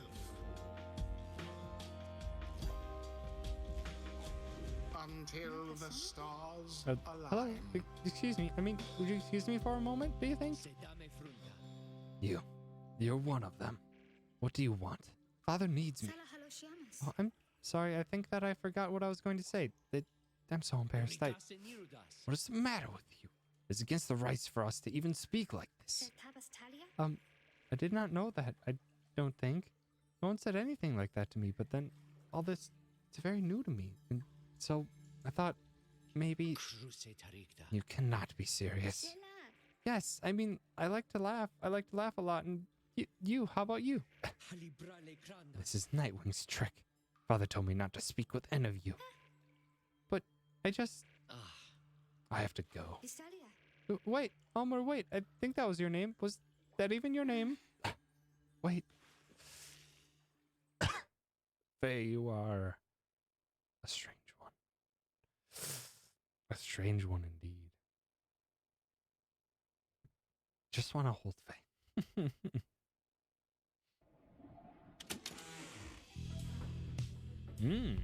Faye put a talisman on. As you return to the wagon after thwarting the fate, you notice Jadar tense up, frown. Where did he go? Who? Wait, the sleeping guy? The minstrel. He's gone. You see, it is true. There's no trace of the lone minstrel, who had been lying still in the corner of the wagon all this time. Join the others and search for him outside. You have learned nothing of the lone minstrel, other than what the little Hedwin told you of how they found him in the wagon. With the wagon, you sense their concern as they scour the vicinity for him. Well, worry about the minstrel, my friend. You worry about the stars. Wherever they guide us, we're going. Gaze upon the stars once more.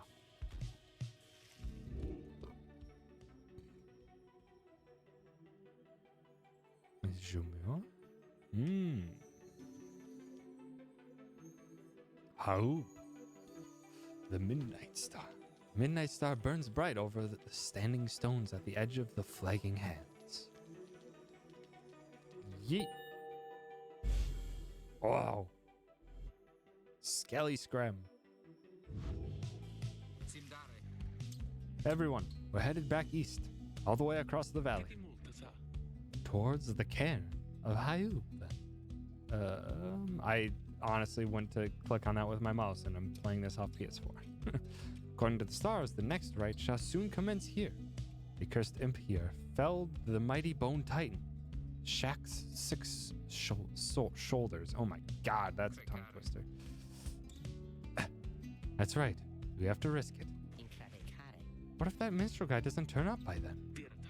We shall find him, on this night or another. They continue searching for some time. However, the minstrel is nowhere to be found. Curses! The bundle of sticks Faye insists on hanging in the rafters. She believes it brings good fortune. It's concerning. I have it timed out it's so weird. I don't know. I thought I set specific requirements for Moobot in the auto fill or in the timed commands, but like sometimes Moobot's just like, nah, I'm gonna ignore that and just go whenever I feel like it. Cause like I strictly said, like after a certain amount of time and after a certain amount of chats, and then immediately like 2 times in a row it's just like, nah, here you go. It's like, great, thanks Moobot. Face status doing laundry. Seems to have something as mine.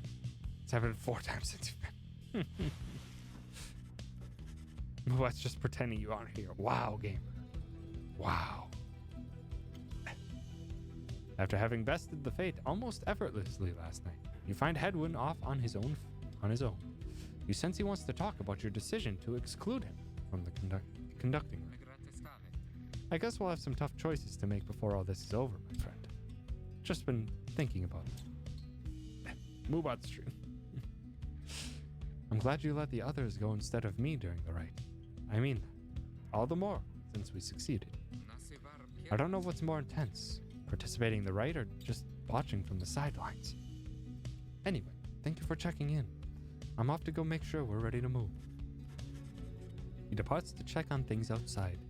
Sense that he has no misgivings about what transpired. Is more concerned at present about the missing minstrel. Green family portrait. Reasonable likeness of a younger.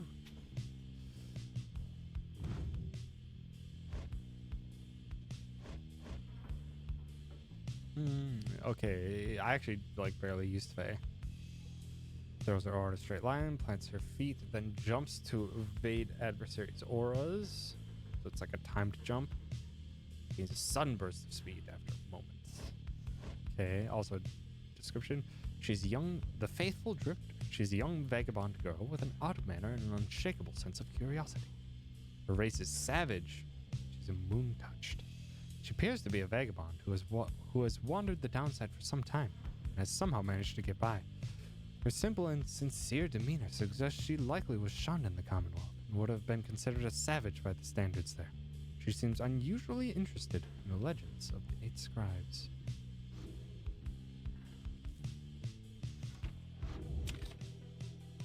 We continue.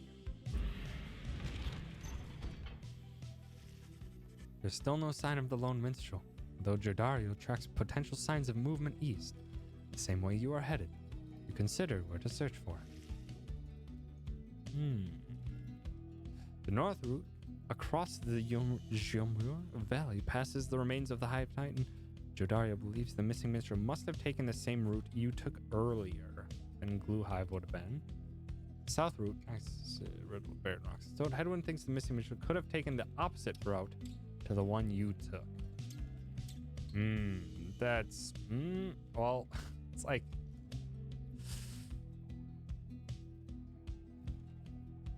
I want to do Fall Flat just because it's different. It's literally like choosing between characters, basically. I mean, Jordario already got the -1 speed, which is unfortunate, but she's been playing in the rights. So I think it's fine.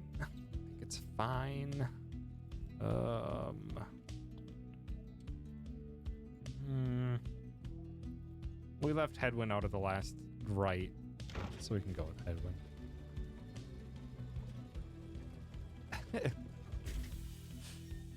Eric might be having a lurk. Or just chilling. It's all good. As you travel through the rocky paths of Fall Flat, Hedwin seems more ill at ease than usual.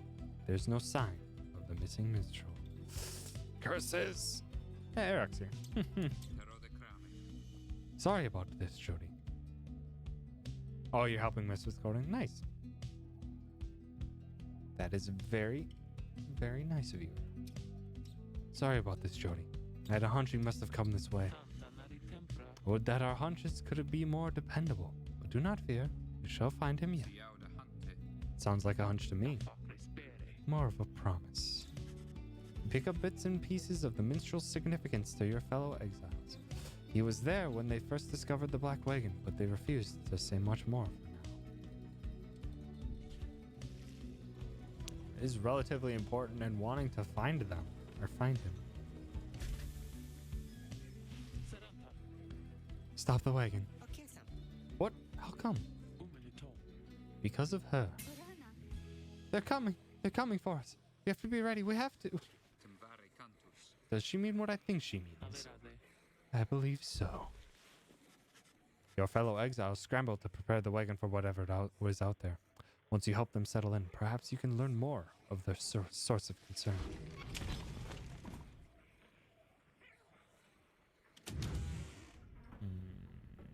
Nothing new.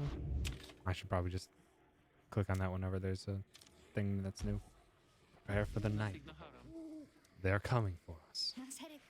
They fear the scribes. They fear the scribes. I know they do.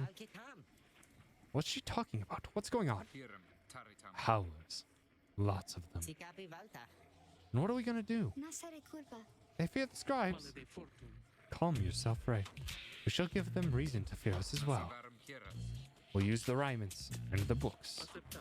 Indeed, one of us can draw them out. Under the reader's watch. It shall just be like one of our rights. God damn it, Darren Korb. Oh, your music is so good.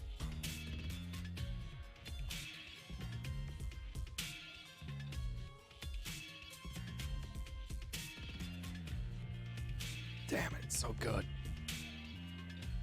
Edwin turns to you. Aumare daros. It seems we need your help in this, my friend. We just need a volunteer to go with you. I will do it, miss. Please, you have to let me. And the scribes, they'll protect me. I know they will. Jordario exchanges looks with Edwin. Each of them nods at you, as if to signal their approval. Faye intends to help fend off the Howlers. Prepare for them.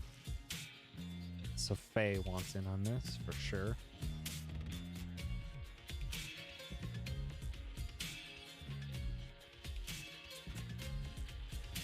This is new.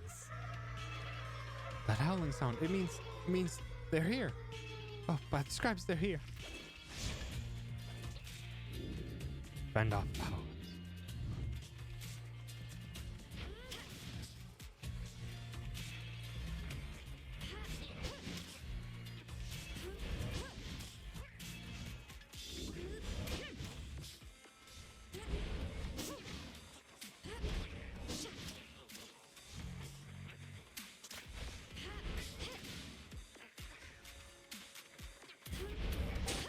There we go.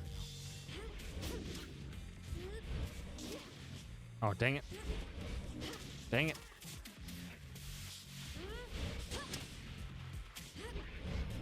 Dang.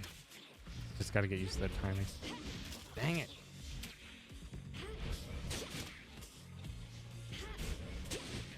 Dang it. Dang it.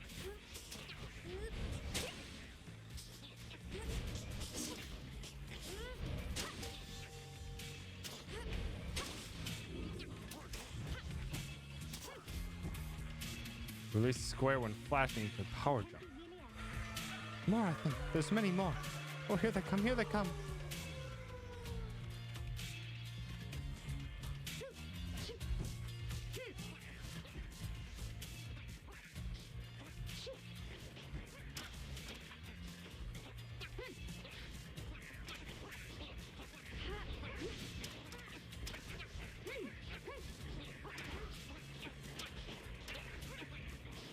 Dang it.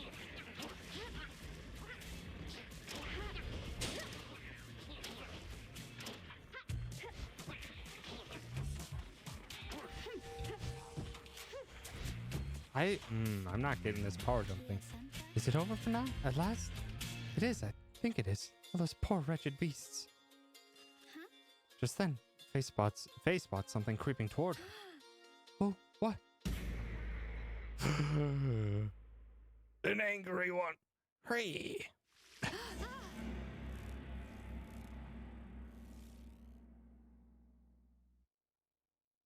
I don't know why I wasn't getting the power jump dealio. happening as far as that count was going.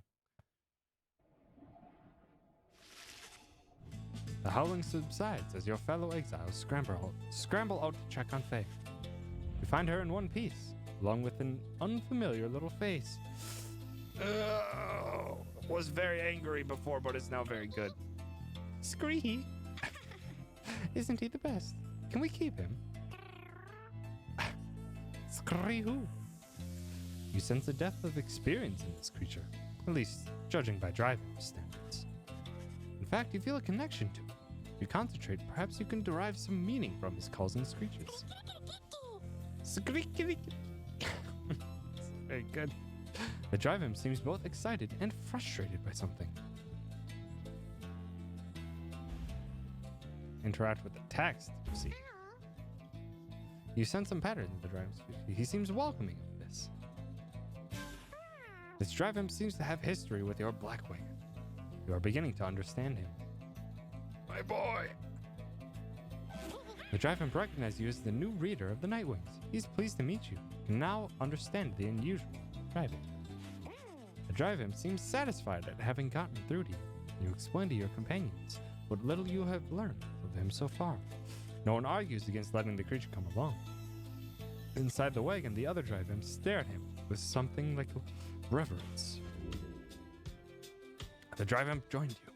He seems to know his way around. Welcome him aboard. We have a new friend.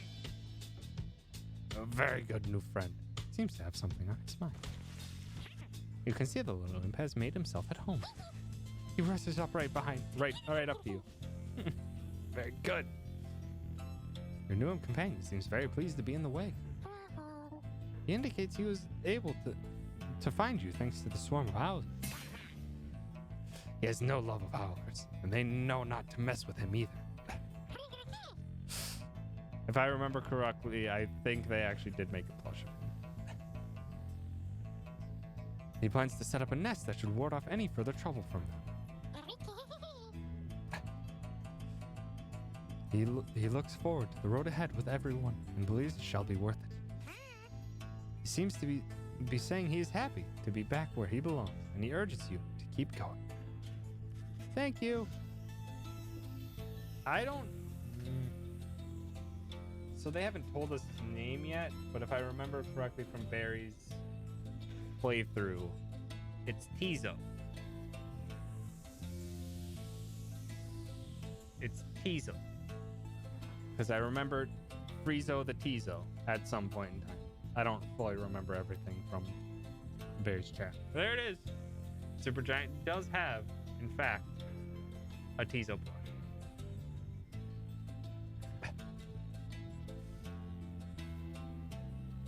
Bounds off towards his brethren, settled in the wagon's rafters.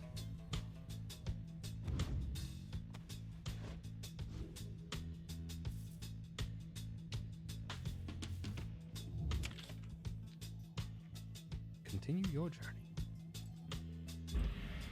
My boy! The Licksand. The cairn of Hau. An arid southern pass toward the ominous cairn of Hau.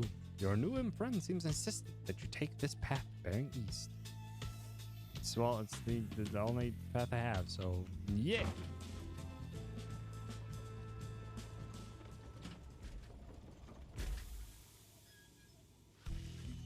Hedwin orders the wagon to a halt somewhere in the dusty wastes of Jomur Valley. There's someone on the road. Be careful, everyone. Figure watching the black wagon from afar approaches, arms spread wide, although a hat and cloak conceal the figure's features. Then the imp rushes out towards whomever it is.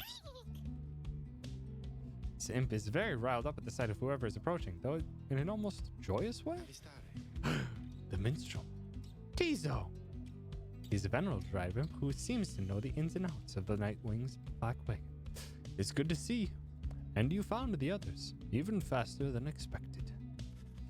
The imp called Tizo appears very pleased. The lone minstrel turns toward the rest of you. Hurry up and pay this tuition so I can buy things that fill in the void of mine.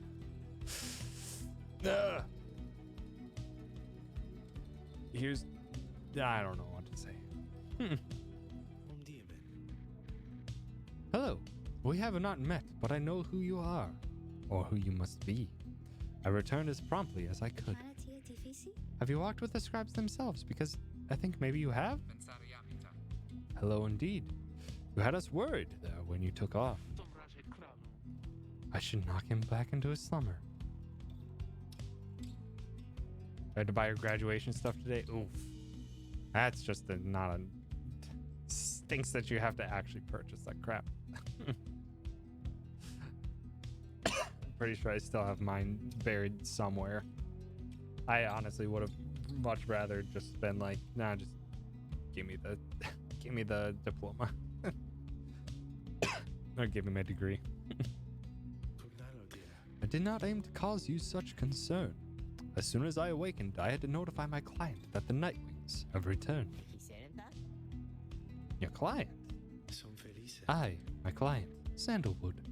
He is your point of contact, as I understand. You did not find his wagon, by mistake. You still have your undergraduate gap and con? Didn't even go to my graduate school graduation. Wasn't worth it. That's fair. That is fair. Certave keras. So, what now? You continue down the path. That is why I am here. When we meet my client, he shall explain. For now, you have a job to do. I assure you that I shall not interfere. But I mean to accompany you. Would that be all right? Edwin and the others exchanged looks. Keramitakuste. Welcome back, minstrel. You got a name?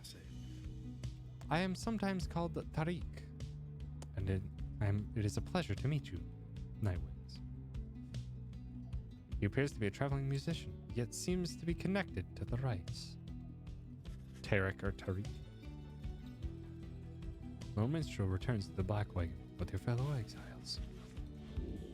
Journey onward.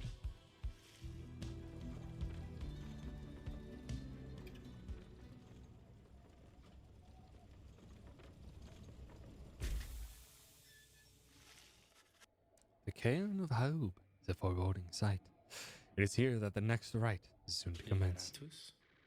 Reader, if you have a moment, once we are settled on these grounds, I wish to speak with you in the wagon. At your leisure. Slug shop. Page revealed. Oh, hey guys. Fancy running into you this side of the sand. So what can I do you for? Ron, how'd you make it all the way ahead of us? Come out now, Mr. Greentail. Can't just give up all my business secrets. Am I right? What I can do, though, seeing as you've been such a good customer, I'll provide you a sample of a little something you might like. Here, check this out. Seeing as you bought that Mooncrest thinger from me last time, why, I'm just thinking you could use this. And I got more if you want. Pinch of Stardust. Seems useful. Raises the rank of certain talismans +1. So the talismans are even upgradable. Usable ones. A shimmering substance with mystical properties, said to come from the heavens themselves. Thank Ron for the sample. Neat. Interact with Ron to quiet him.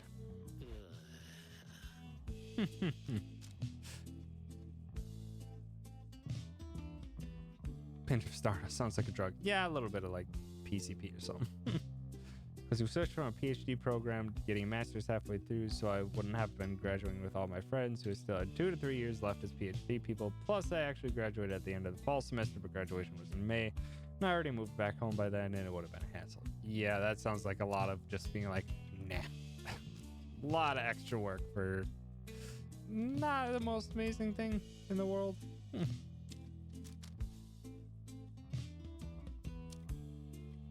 After banishing an adversary, the bearer gains +1 money. Up to this many times per rite.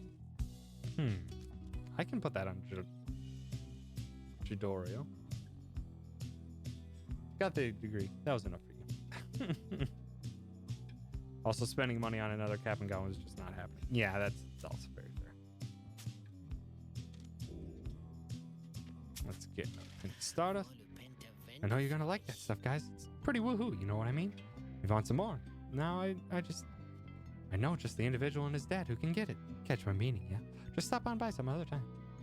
If you'd stayed and gotten the PhD, I would have gone to the ceremony. That's fair. PhD is, I don't know, a master's like it. I don't know. Masters just never really felt to me as as substantial of a deal, but that could just be my perspective on it, and my perspective on it being a mechanical engineer's perspective, which like doesn't that like becoming a professional engineer or like getting your master's as a mechanical engineer, like only very situational does it really help you much. So it would kind of just be a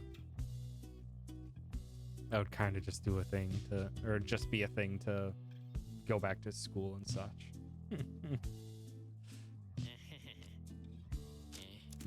Just that. Ignore the variables faster than usual, plus 10%. Huge. Pretty much the same for chemical engineering. Masters doesn't do much for you. I'm curious then why you decided to go with a master's rather than PhD. Okay, then you literally just got it because I was already 2 years deep into PhD and wanted to not leave with nothing. So you were basically at the point where you didn't really want to pursue the full PhD anymore, and then you just took the master's and went on your merry way.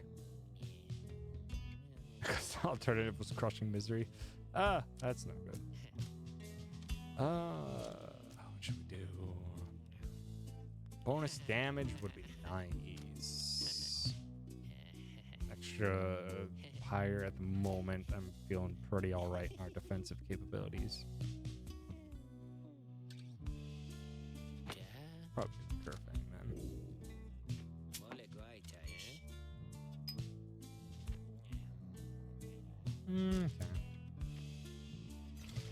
Okay. Appreciate you doing business. You guys be sure to tell your friends, okay?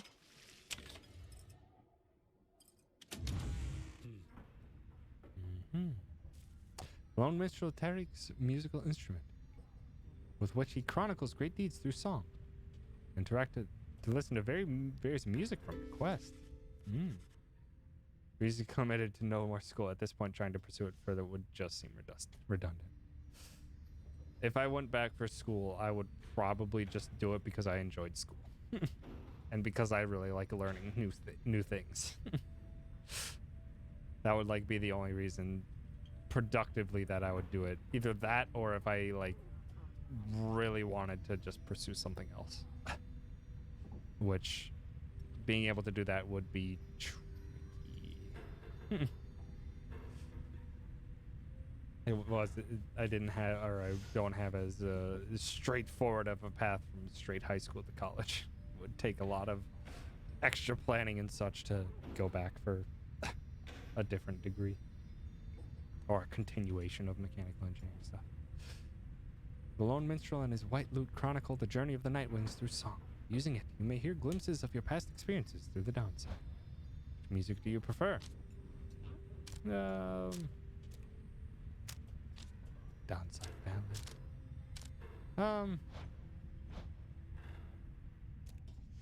I think it's fine for now. But that's neat. Neither now we can just listen to tunes if we want. Lone Minstrel seems to have something on his mind. Lone Minstrel seems to have situated himself in the wagon. He's very still, not unlike when he was sleeping. Reader, I shall keep this brief, as you shortly have a rite you must conduct. You have read something of the Book of Rites, which means that you may know something of my nature. On the contrary, you know not what he means, and he soon senses this. Forgive me, for I spoke too soon. Suffice it, I have served the Nightwings for some time. Conduct the rites with glory, and you shall achieve what you seek. The Lone Minstrel nods farewell to you, and steps away. That wasn't very helpful. The rope collar. I knew it was a fool's errand, but my liege, he would not listen. He instead insisted to pursue a certain treasure, a celestial orb, freshly fallen from the heavens in the reaches of the downside. He would be a living legend if only he could grasp it. Whispered in his ear that Kaelmer rope collar his elder and most trusted aide, but that I slew that man myself. It was a simple and yet brilliant ruse to draw the Emperor farther still from his responsibilities and towards his greed. Thus did the Emperor begin an expedition into the Forsaken's lands. He insisted that he go himself. Allured away by greed, perhaps by those below him. Okay. +1 rank. +2 quickness is nice. Being banished bears a chance to return immediately. I think I'm fine with that being where it is. Do +2 damage. 2 +2, but higher? I'll get more money. Dang it, I didn't want to do that. I think I have to test this. Yeah, it's still +2. Okay, so like you're gonna end up like getting a lot of these in order to get more substantial increases. Ugh.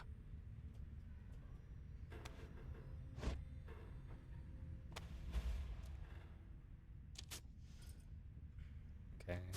Dang it, I keep hitting circle, but you place it and such. 33% chance to immediately be respawned. I'm gonna keep upgrading this. Give that. Go to you. Banishing adversaries, Jadoriel's territory. And I guess for now we can just hand that over. Nice, it does increase the value of it too when you're upgrading it. Very convenient. So now Naruki's now doing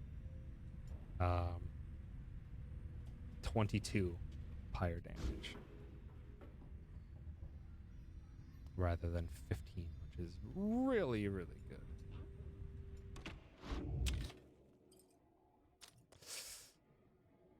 The right.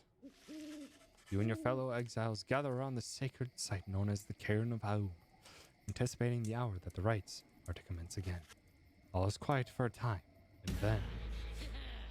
Oh shit!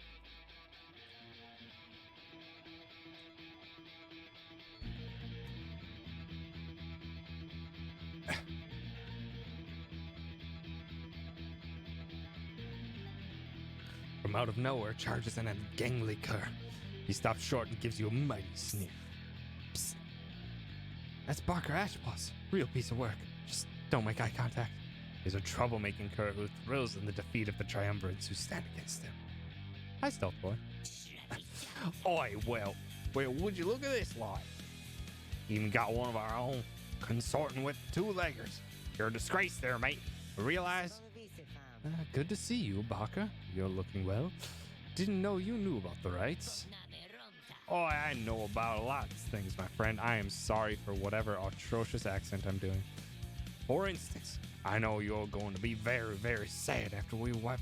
Oh my god, I'm like mixing like Southern Australian and British, and I don't know what to do with it. After we wipe the floor with you here. Don't know those who back you scratch to earn yourself a spot in the high and mighty Nightwings there. But I'm gonna make sure all you regret it. Cause why not? I can't do this accent. I can't do this accent at all. It's just... I'm sorry. Sounds good. Sounds good. The cur Barker laughs away as his pack stumbles after him. You hear them howling and cackling as the stars above begin to glow.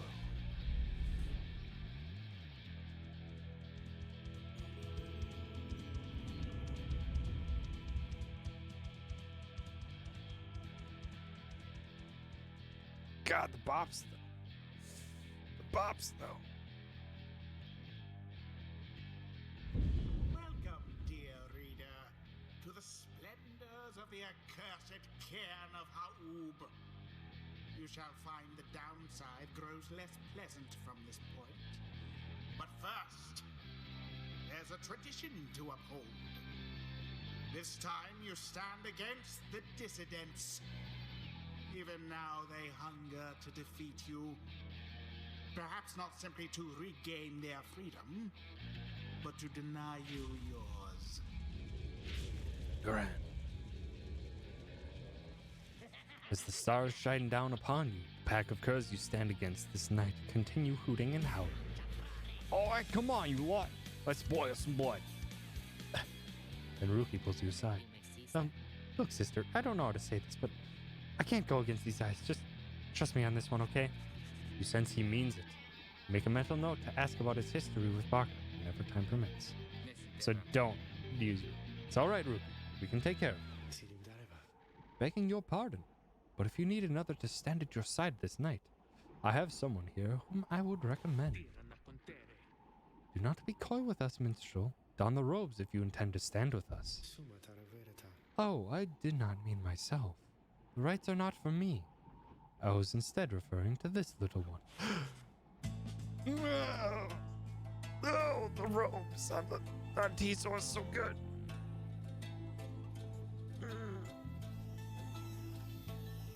A creature wearing tiny raiments appeared at the lone minstrel's side. Scree! Tiso seems to be volunteering to take on your adversaries, the dissidents. Absurd. The imp knows the rights. He knows a great deal. So as long as the Nightwings stand together, he shall be at their side. Though you need not to take my word for it. Tiso, our adversaries seem to be preoccupied. Perhaps you might quickly show our comrades what you can do. The little imp peers at you. You sense his connection to the rights as he awaits your guidance. Tiso. Strike. Tiso seems excited to demonstrate his favorite tricks. Rita, influencing Tiso may take some getting used to. He's inviting you to try. Another joins your ranks. Oh, just fly. Just fly over it all. Zip. No, it cannot be. Then we shall see. Little hops. This new partnership of Implode? Oh. Hi, Jim. Thanks for stopping by. Hep, keep, hip, hop, hep, whoop. And he's dead. He goes poof.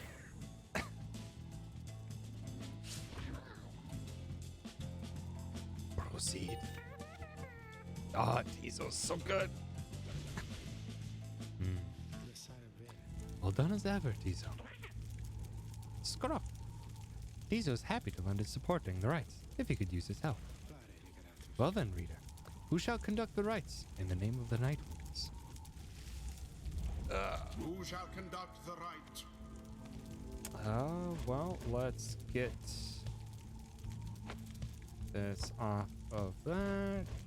Tiso is coming in. Tiso. We can get Hedwyn a chance here. Hedwyn. I think we kind of need people that are a little bit not defensive, but fast enough to be defensive. Yeah. Faye. Trastia? Very well. Everyone ready? Let's show those curs what we're made of. Time's up, Swill. Come on, boys, let's get 'em.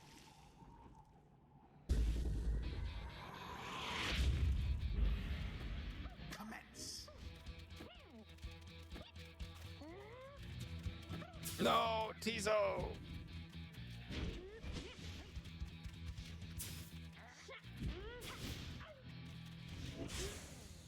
Banishment. Fools! Your adversary's Pyre is the first to falter.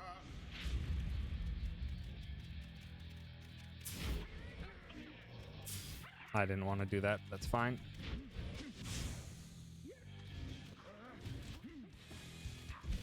Get in there, Hedwyn. Hedwyn doused the adversary's flames. 'Tis taken. And just whoop. Can't touch me. After the sacred law. Can't touch Tizo.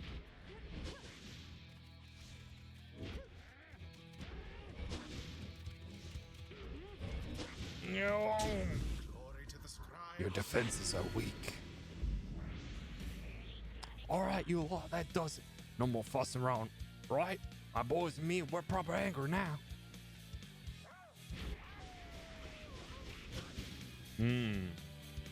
That's not gonna be fun to deal with. Now, your adversary Pyre there seems rather No. fired up.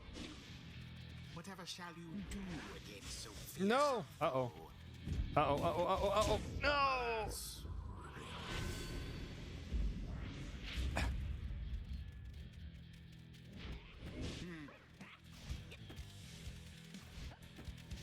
No! Tizo!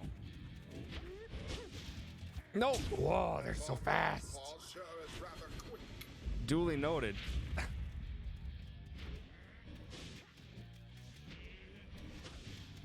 Oh, the defenses.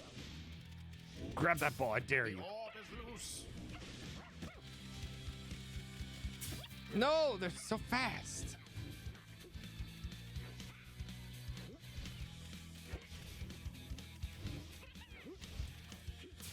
Get out of here. Fools. They're so offensive. All right, Tizo, it's your time to go. More than a lick of flame remains. And it is Tizo hops to victory. prevail yet again. Accomplished effortlessly, I might add. Not a perfect game. The right We'll take it. is ended. Family time is over, so I can watch stream now. Hi, Game. I hope you're enjoying your family time, enjoying your time with Floof and Floof's associated family. Tizo is excited to have prevailed at his first right within your group. So it's very good. That I'll show them. Well, well. I'll be a heaping ball of dung, but I just can't believe you shoddy lot shows us the what for like that. My boys and I will have to take you just a tad more serious next time. Till then, you just be sure to tell the old rookie Greentail that yours truly remembers everything. You hear? I don't know how to do that The accent right at all. I tend apologize. Something of trust. I think I'm beginning to understand something of all this, my friend. Inspiration? I don't know what inspiration could be. Sis and I talked a lot and then watched TV for a bit. Nice. Sounds like a nice, relaxing family time. Right. Marks of the Master General writes masteries enhancing a nomad's skill and versatility. Golgothian never ordered an assault in which he did not participate. First time. Headwind gains plus 50% more stamina, letting him jump and sprint more often. That's incredible, actually. Another's lay exhausted after battle, the Master General always remained sure-footed. Headwind jumps into airborne adversaries, he banishes them. Whoa, that's actually really good. When power casting, Headwind's aura travels on a wider, longer line than usual. Okay. A single stroke from the Master General was enough to bring down even the most imposing of opponents. Nothing that avoided lethal force whenever possible, and to subdue his adversaries through other means. After Headwind douses the adversary's pyre, his pyre recovers that equal up to 50% damage dealt. That's actually really good. That's a very good, solid tree. Good defensive and stamina. We'll show Tizo in a sec. Bonds of the Saurian Legion. Writes masteries, enhancing a nomad's influence over his triumvirate. Though many were conscripted into the Master General's Legion, many were more simply volunteered. Headwind and his allies regenerate stamina twice as quickly as usual. That's very good. Headwind and his allies may instantly return banished allies by moving to where they fell. Instantly return banished allies? Oh, okay. Okay, that's actually interesting. So, if one gets taken down, you can just go back and they instantly respawn. That's huge. While bearing the orb, Headwind and his allies move with and past the orb more quickly. Jeez, just like super all buff. Headwind and his allies cause banished adversaries to remain banished for 2 seconds longer than usual. Jeez. These are all very powerful. The more stamina is nice, but man, these team buffs are so good. Gonna have to go with team buffs. The Master General reveals his stratagem. Something's awakened in the moon-touched girl. Oh, okay. So like every time they're off, they get like resting experience that they get for the next time they complete it. Right. Okay, that's interesting. The scribes, they whisper to me. They do from time to time. There's a mastery for Faye. Writes masteries enhancing a savage's deftness and tricks of the rope. None could predict or outsmart Kael'mer Ropeco, chief aide of this Emperor of South. The brief charge of time before Fate jumps or sprints is virtually eliminated. Okay, well, just basically gives her full freedom.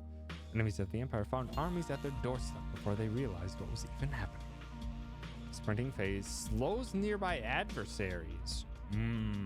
That might be super good. Increased speed and slowing down adversaries. This is Pyre by Supergiant Games, the developers who made Bastion, Transistor, and are now working on Hades. And they are all very good games. Their art style is so good. Darren Korb does their music and always does such a phenomenal job. Supergiant is like one of like the strongest and most consistent independent game developers. I'm so down for basically whatever they make. It just took me forever to play this one, and I'm not really sure why. But it was on sale this week, so I'm just like, that was a good time. And it's a very vast departure from... It'll allow me to mostly cool down from the nonsense of Kingdom Hearts. They jumps and power jumps farther than usual. I'd highly recommend it. It's a real good one. And same with Transistor. I really love Transistor. Bastion I really enjoyed, but Transistor like hit me and hit some deeper notes for me. Those are awesome. They're so good. By the time Kael'mer Ropecaller betrayed his liege, he had multiple escape points and contingencies in place. I don't think I'd go with that. Yeah, the nonsense. Phase banished while jumping, she shall instantly return at the origin of her jump. Huh. That's actually really interesting. So she can jump, and if she fails, it's just like, nope. She's just right back there. But the Grand Trader's leanings. Writes masteries enhancing a savage's aggression and persistence. The rope collar was an idiosyncratic man whose interests he kept to himself. The brief charge of time before Fate can cast her aura is greatly reduced. Akiyama Ropeco learned to control his impulses, knowing it was necessary for his plans. Fate flings the orb faster and farther than usual. That's not terrible. Kael'mer practiced throwing stones first at distant targets, then at moving as well. When saluting your adversaries, Fate automatically leaps towards the orb if no one has it. So she can just like instantly leap towards the orb. That's strange. Whenever an opportunity arose for the Empire to gain in riches, the rope collar seized upon it quickly. While grasping the orb, Faye sprints and jumps without using stamina. Oh, that's powerful. They cannot gain this mastery. Fear not, for I shall find our liege and return him safely and the orb as well. I'm not really the fan of having the aura cast increased.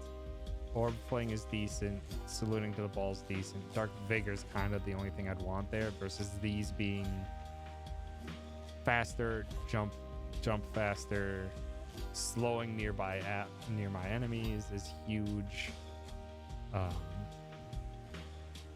Phase banished while jumping, she instantly returns to the orb. So she can literally like run on in there, have a jump. If she fails, she just gets instantly respawned. That's I like that much better. From the rope collar.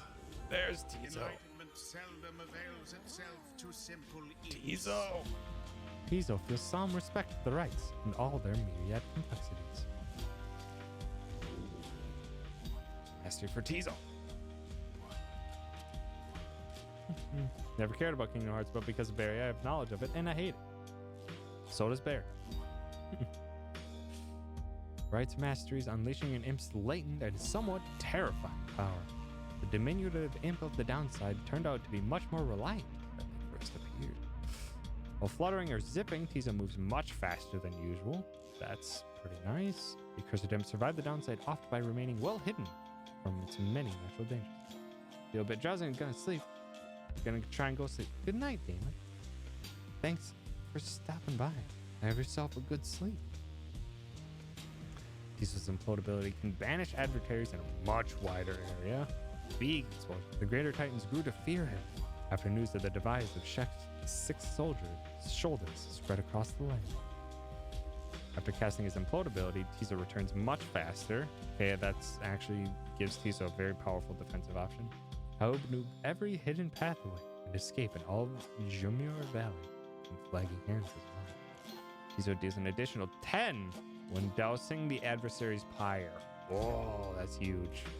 That's pretty huge, Tizo.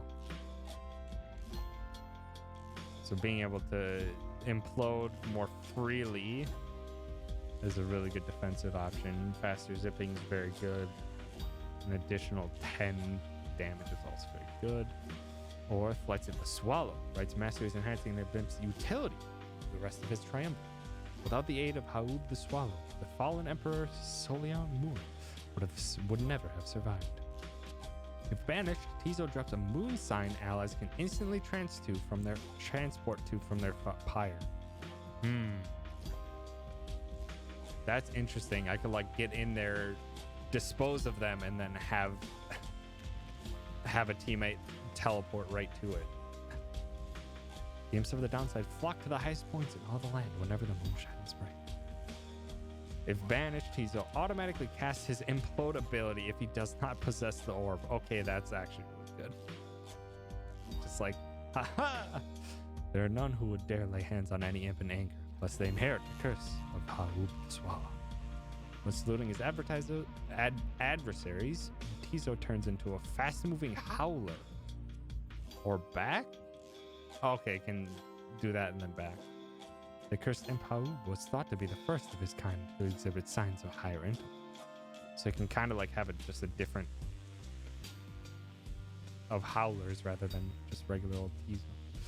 Banished Tizo drops an improved moonside that boosts allies' speed and stamina. There's nothing which you cannot do, friend, or you know how to endure. I think I'm gonna go with this one because it just seems really interesting. This is probably the more offensive one that I would probably more rather do because Tizo can just like float over everything. But this seems so neat. Dropping a moon sign to instantly transport. I don't know. I probably wouldn't use it well enough. It's a little bit more complex, but I have a feeling at the moment I'm not really going to be down for the complex. So I'll probably just do this. Just so Tizo can be an offensive tool. The influence of the imp scribe. Until the next. Splendid was your guidance of the Nightwings, Rita. Your fellows are fortunate to have found one such as you. May you find the freedom that you seek.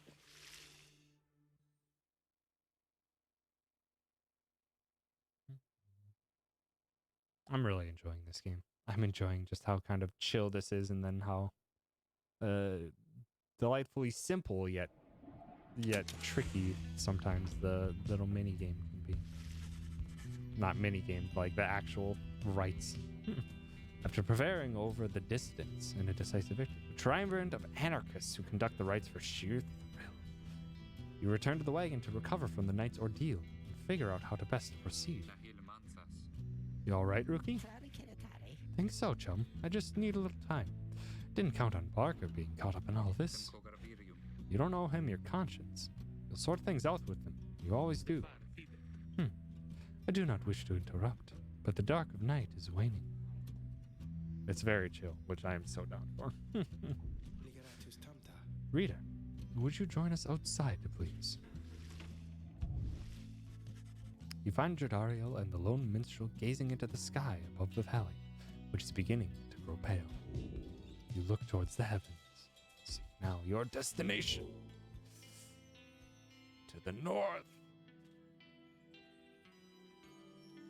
Millie, the bog star. The bog star burns bright over a fettered cavern in flagging hands. Ugh. Gross mound. Then, it is as I feared. We are to press further north, beneath the valley, into flagging hands. A gloom filled the desolate region of the downside, beyond which lies the sea. A fetid sprawl of noisome, festering, unpleasant adjectives. Basically a disgusting swamp pit. The scribes are watching over us. They will protect us wherever we shall go. Had you been to Flagging Hands, you would not say such things. The scribes have surely turned their backs out of that place. If I may, the bleakness of Flagging Hands shall wear upon you, to be sure. I urge for you to take what rest you can, for you shall need your strength upon the road ahead.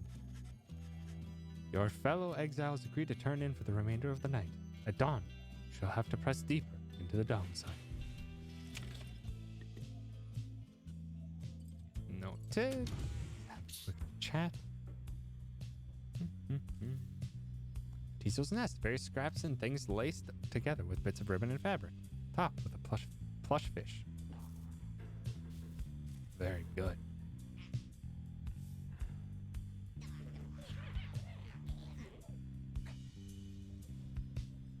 Seems to have something on his mind. You can tell something is troubling Ruby, though he seems relieved to see you. Hey, sister, listen. I gotta level with you real quick. Remember Barker, don't you? Not exactly easy to forget, though. Believe you me, I tried. Well, he's got me by the scruff. Been down here a little while, as you can see by now, but Barker, he's been here longer. He's made quite the name down here. As for me, I needed help, you understand. At a certain standard to uphold. So, I figured he would be the one to ask. Then Ruby hesitates. But then his familiar grin returns. So what if I owe him, though, right, sister? I got people back on the other side, and just between us, we're loaded. I mean rich. My little problem with Barker, soon it's gonna take care of itself. Just as soon as my people send the money through. So, I'm telling you right here and now, don't you even worry about it. I'm sure everything on that front is going to end up real tidy real soon. With that, he scampers off before you can respond. Seems Ruki owes a debt of some sort. What is on the line, exactly? You are unsure.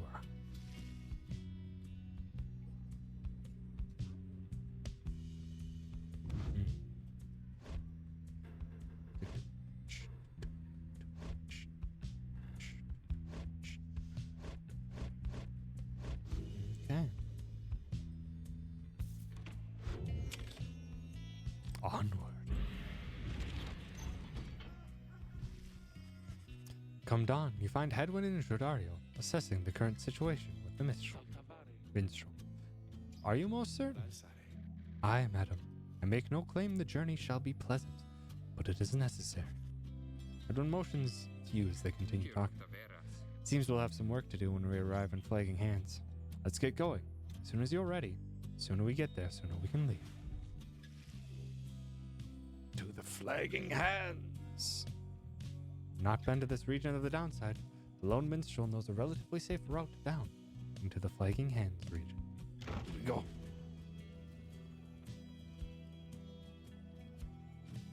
Yep. I like how the wagon can just hop. Ugh. Just by the looks of it, you can tell it stinks.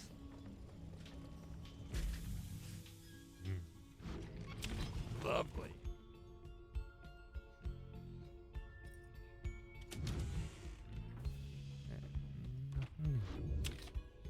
let's just, proceed. The Flagging Hands region proves as dismal as Jordario indicated. The air is thick and foul. How far to the pit of Milith? According to the stars, the next rite shall soon commence here. Fetid den in which the witch Milith sealed the physical form of Islak, Astralborn.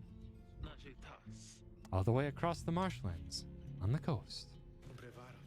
Rita, would you join me in the wagon for a moment? We have matters to discuss. You're taking in the art style run, it's very good. Supergiant has an incredible art direction. Incredible art directors and animators and effects artists. So good. Jordario and Hedwyn exchange looks, and she turns to you. Go see what he wants. What's that cloak? Thank you for your time, reader. I have something for you on behalf of my client. Before you is an artifact called the Beyonder Crystal. An ancient artifact connected to the rites. Should the crystal reader manage in your eyes, present the crystal only then. Message to the lone minstrel. You observe a shimmering crystal of some sort beside the Book of Rites. As you have surmised, the triumvirates you are to confront during the rites shall stop at nothing to prevail against you. They have prepared for this for quite some time. The Beyonder Crystal may help ensure that you are well prepared in turn. It is a resource now at your disposal, to be used at your discretion. Gaze upon it, and you shall see what I mean. Use the Beyonder Crystal. It's calling to you. Let's take a look. What is it? Beyonder Crystal seeks Ruki. You look upon the shimmering surface of the Beyonder Crystal. Some of your senses fail, though you retain a hold over your consciousness. An apparition appears before you, clad in the raiments of the rites, but incorporeal. I sense that you are not a total idiot. Thanks! She reaches for the clasp on her mask. So, Nightwings have returned. Oh, but where are my manners? You must be their lovely reader. Please, call me Sandra. We met briefly before, when you first beheld the book. When you were struck inside of it, I was among the phantoms your companions banished there, no doubt stroking their egos. You listened well enough to that damned voice. I suggest you listen to me well. Well to me. Described within the book, it calls to you during the rites, and reminds you of your exile. I am bound in servitude to you, along with any idiots whose freedoms happen to be intertwined with yours. I know the rites better than anyone. I soon can whip you into shape, if you but take advantage of my services. First, I offer scribe trials to those friends of yours. If they can pass, shall be worth their while, and yours. Sandra's series of special challenges custom tailored for each of your fellow exiles. That's awesome. Secondly, my Beyonders, a special triumvirate banished for eternity and trapped within the rites. Led by the wraith called Sandra the Unseen, and I avail ourselves for practice rites, should you be inclined. No strings training competitions between your fellow exiles and Sandra's Beyonders. Or you could always come and chat, briefly free me from an eternity of boredom. You have invoked Sandra from the Beyond Crystal. What do you wish to do? She's a wraith expelled for eternity within the Beyonder Crystal, and bound to serve the rites. Practice rite, ask what's on her mind, but farewell, request a scribe trial. Choose an eligible exile to brave one of Sandra's challenges and earn a unique reward if they fail. Gonna do that for sure. Put your fellow exiles against Sandra Beyond and no strings competition to test your strategies. I'm fine with just kind of testing that as we go. Sandra's bound to the Beyonder Crystal. She may appreciate having someone to talk to. Leave Sandra the Beyonder Crystal for now and return to your less ethereal companions. What's up? I do appreciate the effort to make small talk with me, Peter.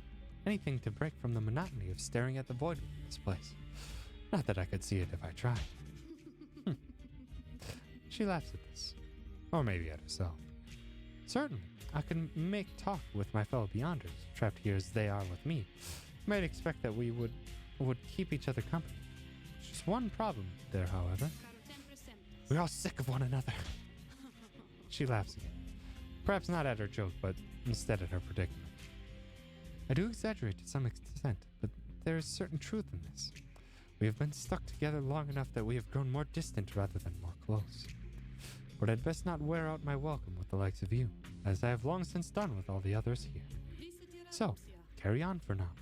If those fools with whom you travel learn something, come bring them forth to me, and I shall see to it they learn some more.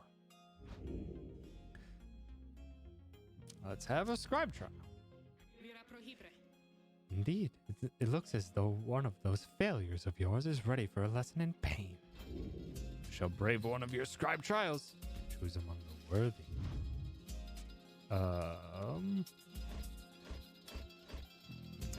Why is... Huh. I'm curious why only Ruki is worthy. Why is Ruki the only one that's worthy? That's interesting. I don't know what entails them being worthy. Styles gain enlightenment by collecting the rights or from certain events. Yeah, I'm confused as to why that's the case. But let's do it. You ask Sandra to administer one of her special trials for Ruki. What? The loudmouth cur? I suppose that he is ready, technically. Though I have a litany of reservations about him. But let us bring him forth. Soon, Ruki appears, in heat of the summons. Sister, why are you looking at me like that? And yeet into the trial.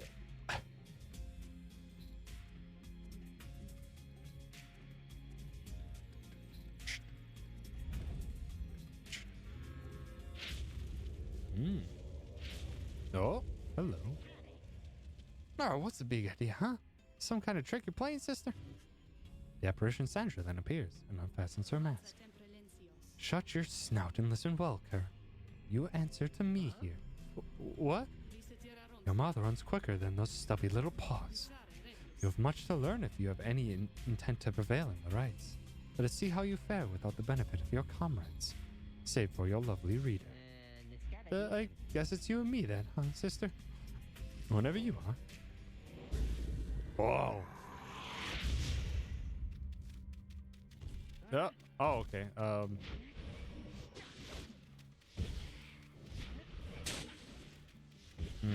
Come on, stop.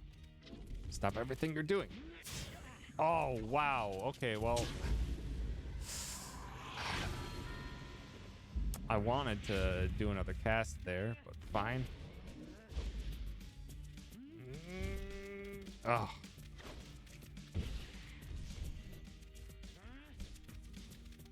Haha! Get out of here. Yoink! This is gonna be tricky. Hup!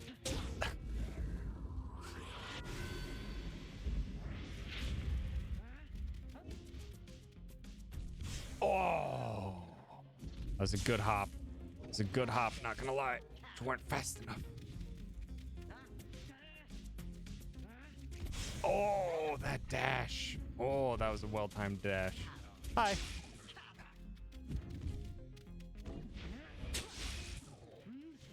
Nope. Get out of here.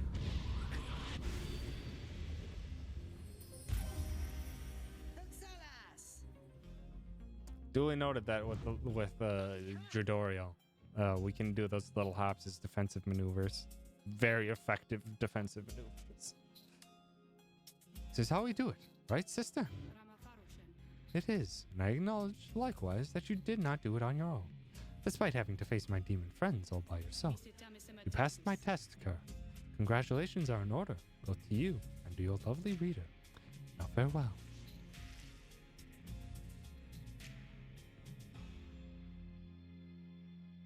You do not need a pair of wings in order to be free. The Book of Rights.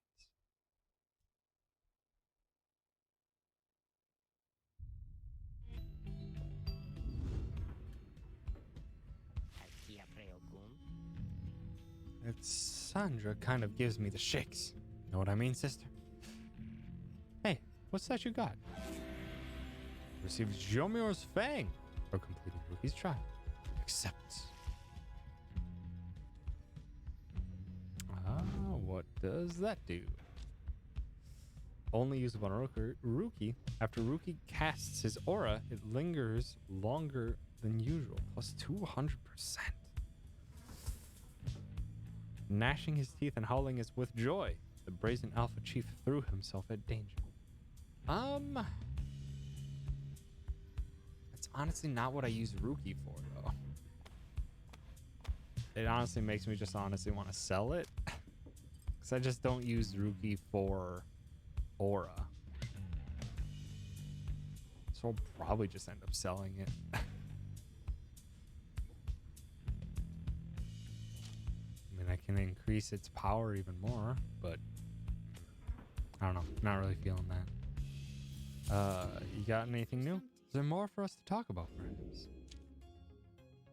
Okay, that's it for now. And I'm going back. Okay. Take care of yourself, then. Here we go. You find everyone. Hi, Kim.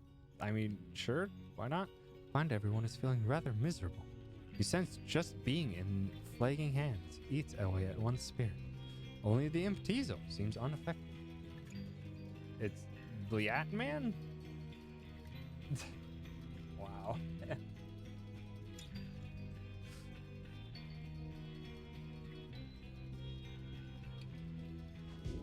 Most of your fellow exiles lost -1 hope for the next right. Good. Suffer alongside. Bliat instead of Bat. Never. I saw it. A moment to read. There are several courses we may take through Flagging Hands. If you choose to prolong your stay, it may be worth your while. However, your companion spirits shall likely suffer more.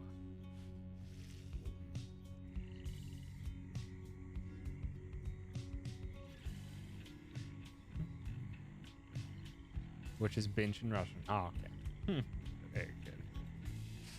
The north road through Flagging Hands crosses a mass grave. The Lone Mitchell says you can get a valuable item if you take a job here.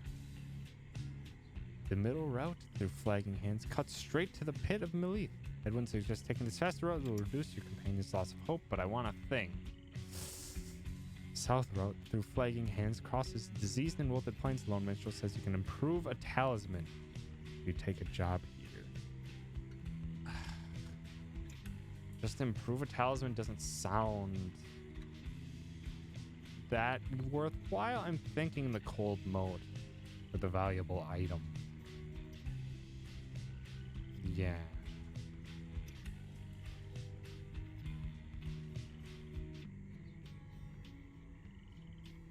Yeah, we're gonna go to cold mode.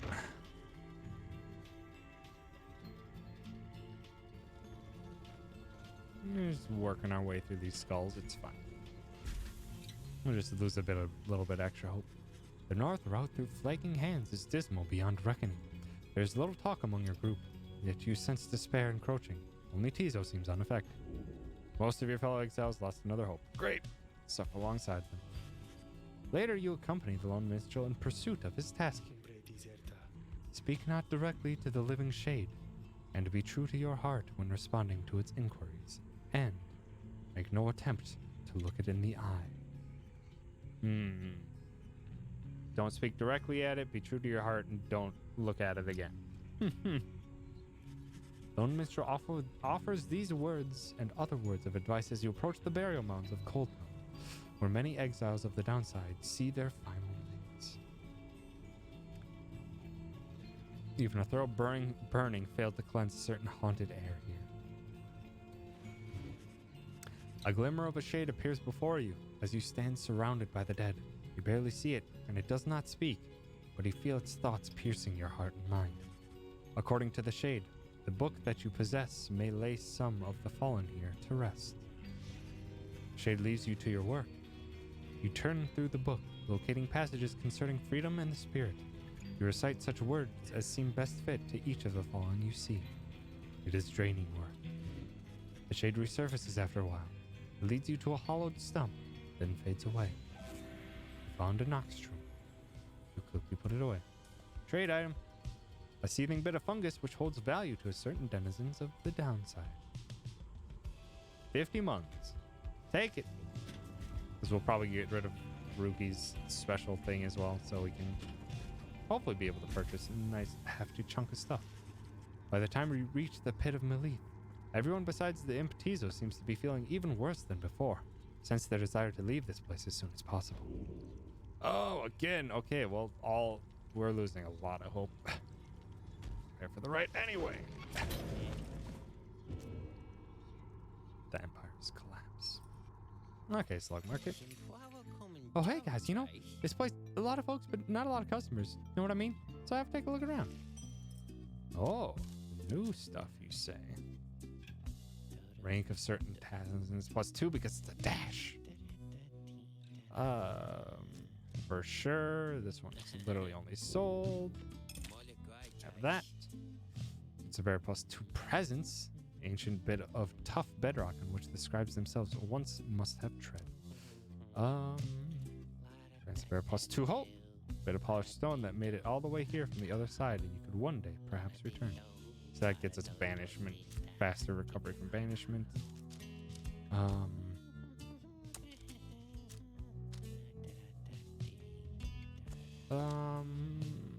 curious if maybe I should try to keep the legendary talisman or not.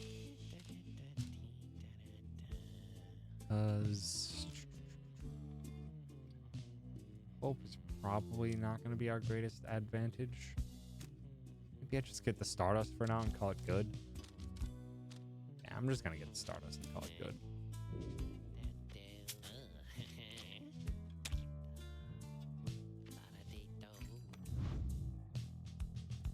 Okay. We can increase that. That gets us up to 3.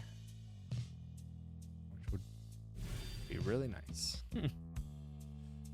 Get Tizo in there doing that little bit of extra chip damage might make it easier to get one less turn. Rookie doesn't have anything equipped on right now, so might as well toss it on just to have them have something. Pleasure was all mine and Dad's, you guys. Okay, we'll probably do this little bit, and we'll do this next right, and then we'll call it quits for the night, because we can't have longer streams anymore. Not during the weekdays where I gotta work in the morning. Book writes an ancient manuscript that chronicles the legends of the... Oh, wait, why am I reading that? I've read it like 4 times by now. But we have a new reading. The Empire's collapse. It was not long before the Empire began to crumble. With my liege gone, his own country quickly turned upon itself. I must admit that this collapse has started long before the Emperor's disappearance. His decision to give chase after a myth, but hastened the inevitable. All the while, the rope callers stood by, awaiting such a time as he could rule in my liege's stead. He would be our people's savior. His first charge was to organize a search for the missing Solium Mur. Warriors, pathfinders, and scholars heard the call, prepared to seek him out.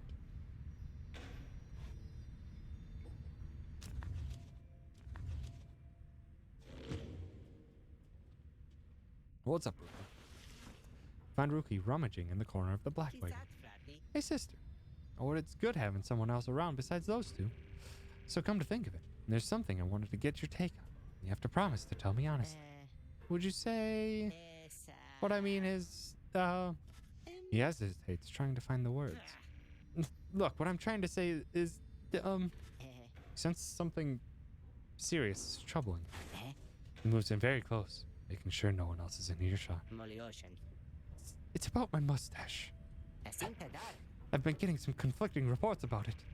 Would you say my mustache, that it makes me look a bit, you know, unscrupulous? Now, if you think his mustache suits him, it is very handsome, and if anything, it gives him a distinguished sort of look. Something about it makes him appear less trustworthy, and perhaps less youthful too. His appearance is not of your concern, nor is a drawn-out discussion on personal grooming. I gotta say, you gotta keep the stash. You gotta keep the stash. Suggest that Rookie's mustache looks perfectly fine. His grin wide. He grins wide at you. Couldn't agree more, sister. Knew straight away that you're a real judge of character. Anyway, gotta check the wheels again for mites. See you around. Bounce off the way. +1 hope. Neat.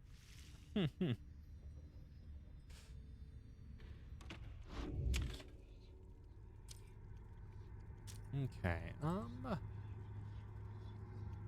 let's see. No. No, we're fine. We're fine, Ron. Later on. Fine, bye. Let's have this right. As you make preparations for the coming rite, you wonder if the stars above will even be visible through the dense fog hanging over the pit of Melee. Then... Oh, Tizo! Tizo seems to be very concerned by something in the vicinity. Little imp disappears in a hurry. Oh, is Tizo alright? He was so frightened. He was not frightened. He was issuing a warning. Silence, everyone. Take cover. Jodiel makes quick note of several hiding places among the nearby crags and rotted husks. You wait. Something about the place dampens your senses. All you feel is a creeping dread. Then from the shadows a writhing shape slides forward, its hulking form draped in raiments. The shape stops. Slowly its head turns from one of you to the next, each in turn. Wise of you to hide yourself from us, little nightwings. You trespass on the resting place of the astral born. You shall see ye when the stars muster the courage to eliminate this space. The creature vanishes into the dark. After a time, your companions reconvene. That was a Brog. Serpentine creatures native to the Commonwealth's southern bogs, widely feared. Though formerly part of the Commonwealth, the bog crones tend to keep to themselves. I was trying to do like a snake, very hissy and but it kind of ended up being more just whispering. Indeed, that was the Witch of Udmild of the Withdrawn.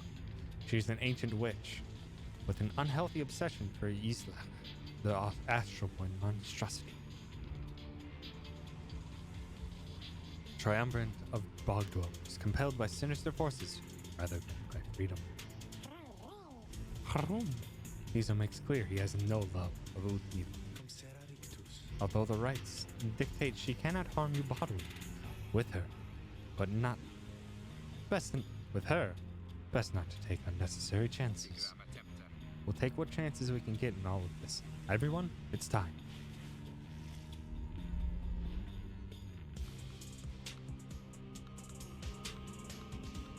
God damn, Darren Korb. So good.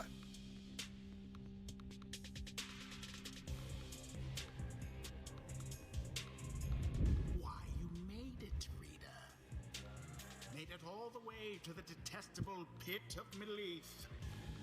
In doing so, of course, you have disturbed your ancient adversaries, the Withdrawn.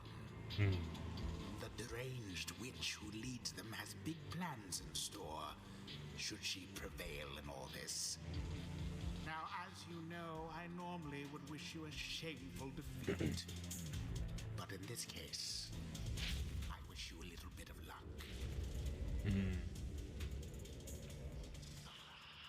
The crone Udmild sees your companions gathered by their pyre. A little flame as that shall never warm the year, much less survive the night. Hear us, slash, make the nightwing suffer. Monstrosity described in myths and ballads, thought slain by the 8 scribes. Even in death, the Astroborn yet feeds upon our world, unsated by its own.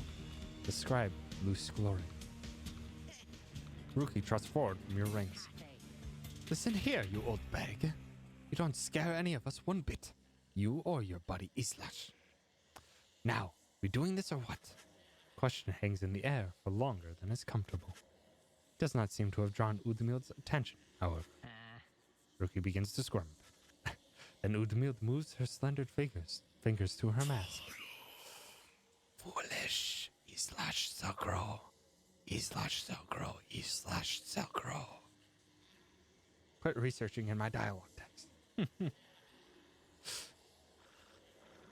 shall consume ye ere your little flame has died. That shall ensure. Udamil slides off towards her followers. Ruki remains motionless for a time. Whoops. That's a weird aura. Let us begin. Okay. Yeah, let's do Dario. We wanted Tizo. Tigo can quick on hop in there to do all the good stuff. And I was gonna do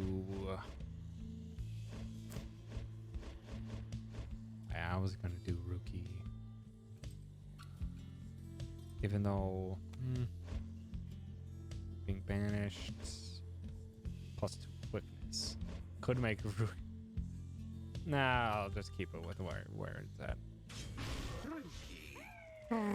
It is done. You don't suppose that Cone's got it out for me, do you? No matter where you go, his lodge shall find ye and devour ye. Begin. Banished in an instant. Go, Tizo. Hup, hup. Oh.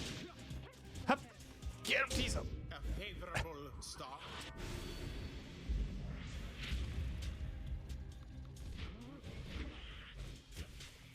Oh, that was very good defense.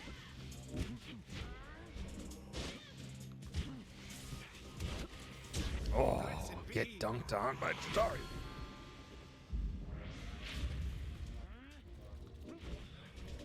Oh, that's a big wave. Stop. Stop the things you're doing. Ha, you fools! Left yourself open. The lifeblood of Islash, it flows within this lair, beneath this world. This lifeblood shall engulf ye in such blackness and despair. Oh, that's probably not good. The witch invokes a profane name I shan't repeat. Best beware her foul sorceries.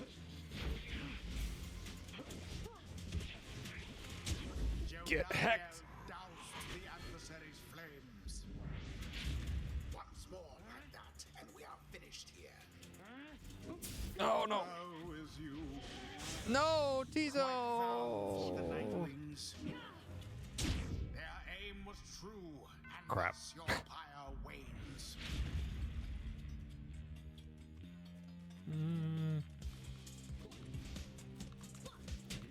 Where you think you're going?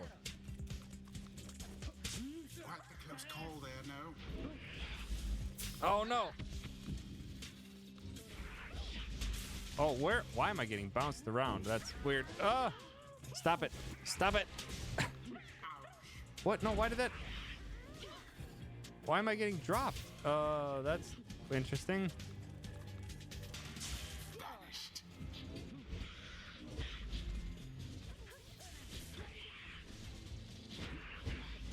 Oh.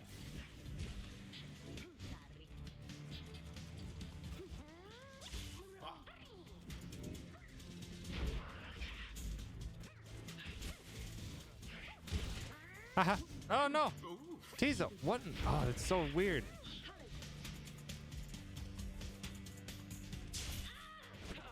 How comical.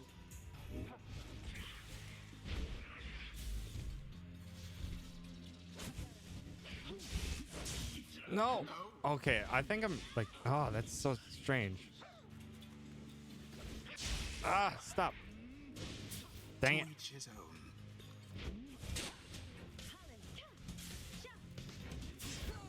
That was an interesting move. Whatever.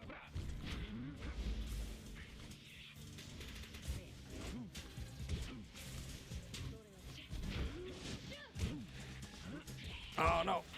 Stop! The Dang orb it! slips from your clutches.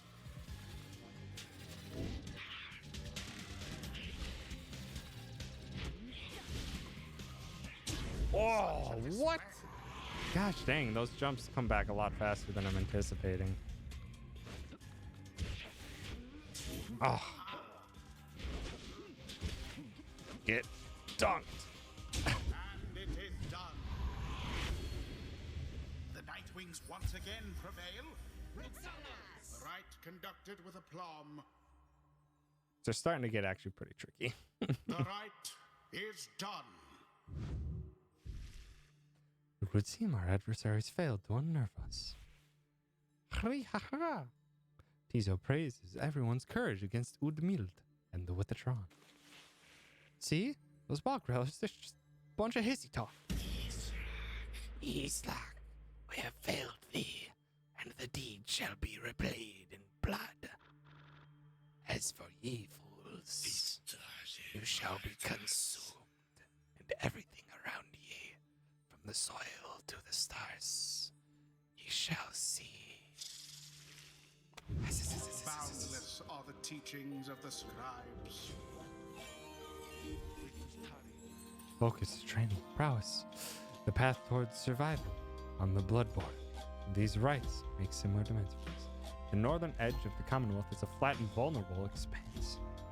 The High-Wing remnants seized upon it at every opportunity from the cover of clouds of darkness. Okay, so that's where it's basically military defense is what Jordaria was a part of.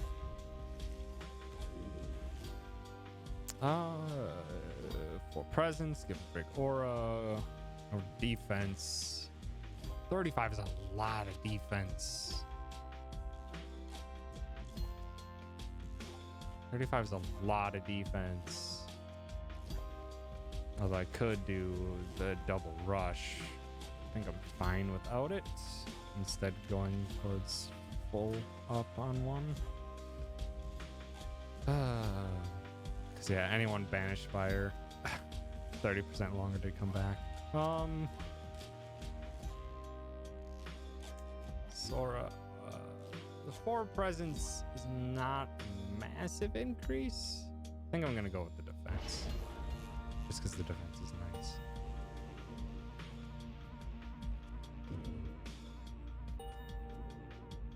So, curses. Until the next rite.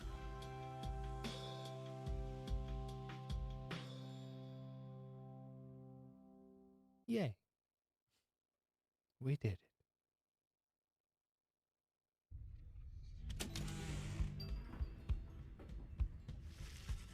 Having prevailed against the Withdrawn in a pitched battle, you and the others have some moments to recover from the ordeal in the relative safety of the Blackwood. So, when can we get out of here? What, Greentail? Had enough of Udamil's hospitality for the time? Oh, Jody. Yeah, thanks. I'm good. The Reader and the stars will point the way as ever. It's just, so far, we've kept on going north. That's the case again this time. The Sea of Solith spreads north and west from here, for untold leagues. I could not tell you when last a vessel dared to sail those waters. An impossible oceanic expanse of pockmarked by crude little islands. Attempts to sail across the drowned sea do not usually turn out so well. Tizo asserts himself during the conversation. What is the matter, little one? Rahum! Tizo is trying to get you to come look at something outside the wagon. Reader, please go see what he wants. You excuse yourself and follow the imp into the dark of night. You find Faye and the lone minstrel already gazing up at the stars. Can you not read the stars yourself then, Mr. Minstrel? Fear it is not so simple as matters of can or cannot when it comes to me, Faye. We shall see what the reader has to say, for this is her charge. And here she is, in fact. Thank you for fetching her, Tizo. Skriha. Tizo's happy to have obliged the lone minstrel. Reader, it would seem the skies have cleared to some extent. Please look upon the stars and see where they compel us to go next. Look toward the heavens.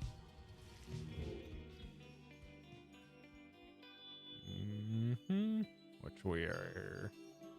Where are we? We're at Melith. Oh, even farther north, we are back into Oris, the Azure Star. The Azure Star burns bright over the ruins of a lost frigate in the Sea of Solace. Oh!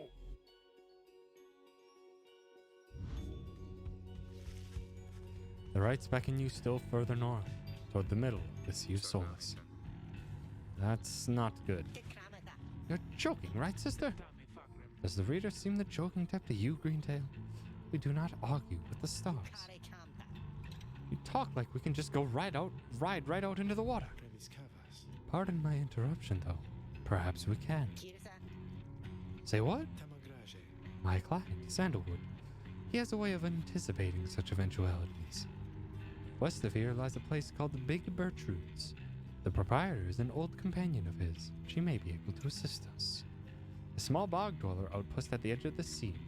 All sorts of contraband used to come through here, some of it fatal if touched or nailed. Edwin's smile returns. That sounds like our best shot right now. Let's pack it up and move as soon as possible. Do this quick double check and then we'll save it up. Anything new?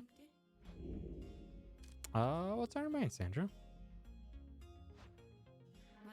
Are you sloshing all the way across the flagging hands right now? A Hades place, or so I understand. For I can neither see it nor experience its wondrous aroma, as you surely can. Although perhaps you're accustomed to it now. Nightwings of the past mislike the place. Of that I can assure you. We share a common misery. Now please leave me to mine, unless there is a service you require me to render at this time. Nah, we're good for now. Bye, Sandra. Go forth and show your adversaries what you have learned. What's up, minstrel? Greetings, reader. It is good that you are here, for there's something that I wish to tell you privately. If you have a moment, I shall not keep you long, though I know your time is precious. The lone minstrel wishes to tell you something of the rites. Seems a wellspring of information concerning your quest. Your concerns right now do not include a need to hear accounts of ancient history. I'm down for history. You bid him to continue and make clear your interest in whatever he has to say. Very well, and thank you for your time. And I should further note, matters that pertain directly to the rites I must reveal to you alone, for thus I am obliged. In any case, when you confronted the withdrawn and witch Udmilt, you might recall she tended to invoke a certain name. Islash, the Astral Born. I hesitate to say it even now. You would be forgiven if you took the ravings of Udmild for mere nonsense. However, her words, as it turns out, ring with a certain truth. For the union of the 8 scribes, when first they found themselves here in the downside, this land was even less hospitable, if that can be believed. It was ruled over by greater titans. The one called Islach was the eldest and most fearsome of the lot, colossal monsters that once roamed the townside. The scribes together slew them, one by one, and through this forged their bonds. Just the same as the scribes managed to defeat it, they later used Islach's own hide and ichor to bind the Book of Rites.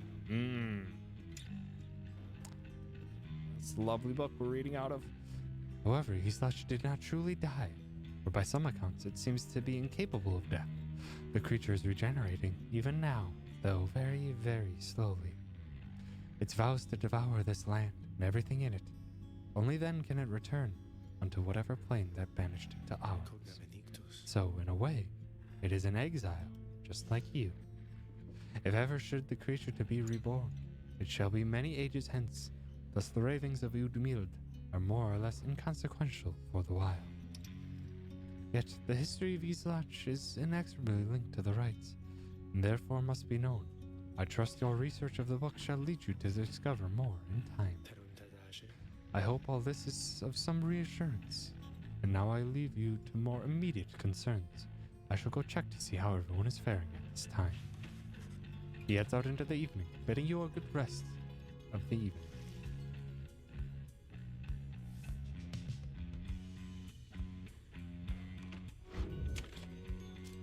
Okay. With that, we're gonna call it quits for the night. Sorry that the shorter streams are gonna be kind of the norm in the days to come, especially during the weekdays. But just the unfortunate reality of having to be back and working and such. So yeah, we'll see. I'm pretty sure the target's probably gonna be around this, kind of around the 3-hour mark, is what we're gonna try to keep it at.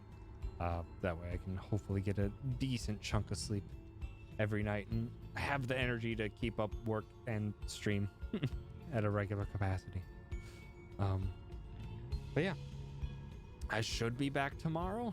I should hopefully be back tomorrow. We'll see. I kind of have a little bit of a late day tomorrow, with an apartment hunt tour after work, so I might not be back until late. So if anything, I just might have to start a bit later. But yeah. And then there's not going to be a Saturday stream this week. The parents are coming out to visit, so unfortunately, no shiny hunt for this weekend. But yeah. Thank you, Marquis. Now let's see who we can say hello to. Let's see. There's a lot of good people streaming. A lot of good people streaming, but Liz is playing some Final Fantasy X. Gotta go say after that. Seeing how she's dealing with the oddities of Final Fantasy X.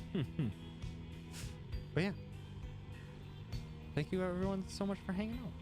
I appreciate it. Good night to you. Yeah, thanks for hanging out.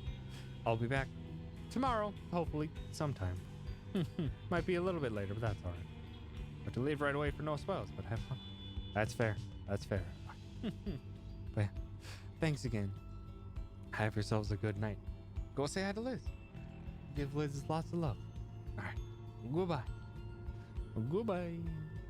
Goodbye.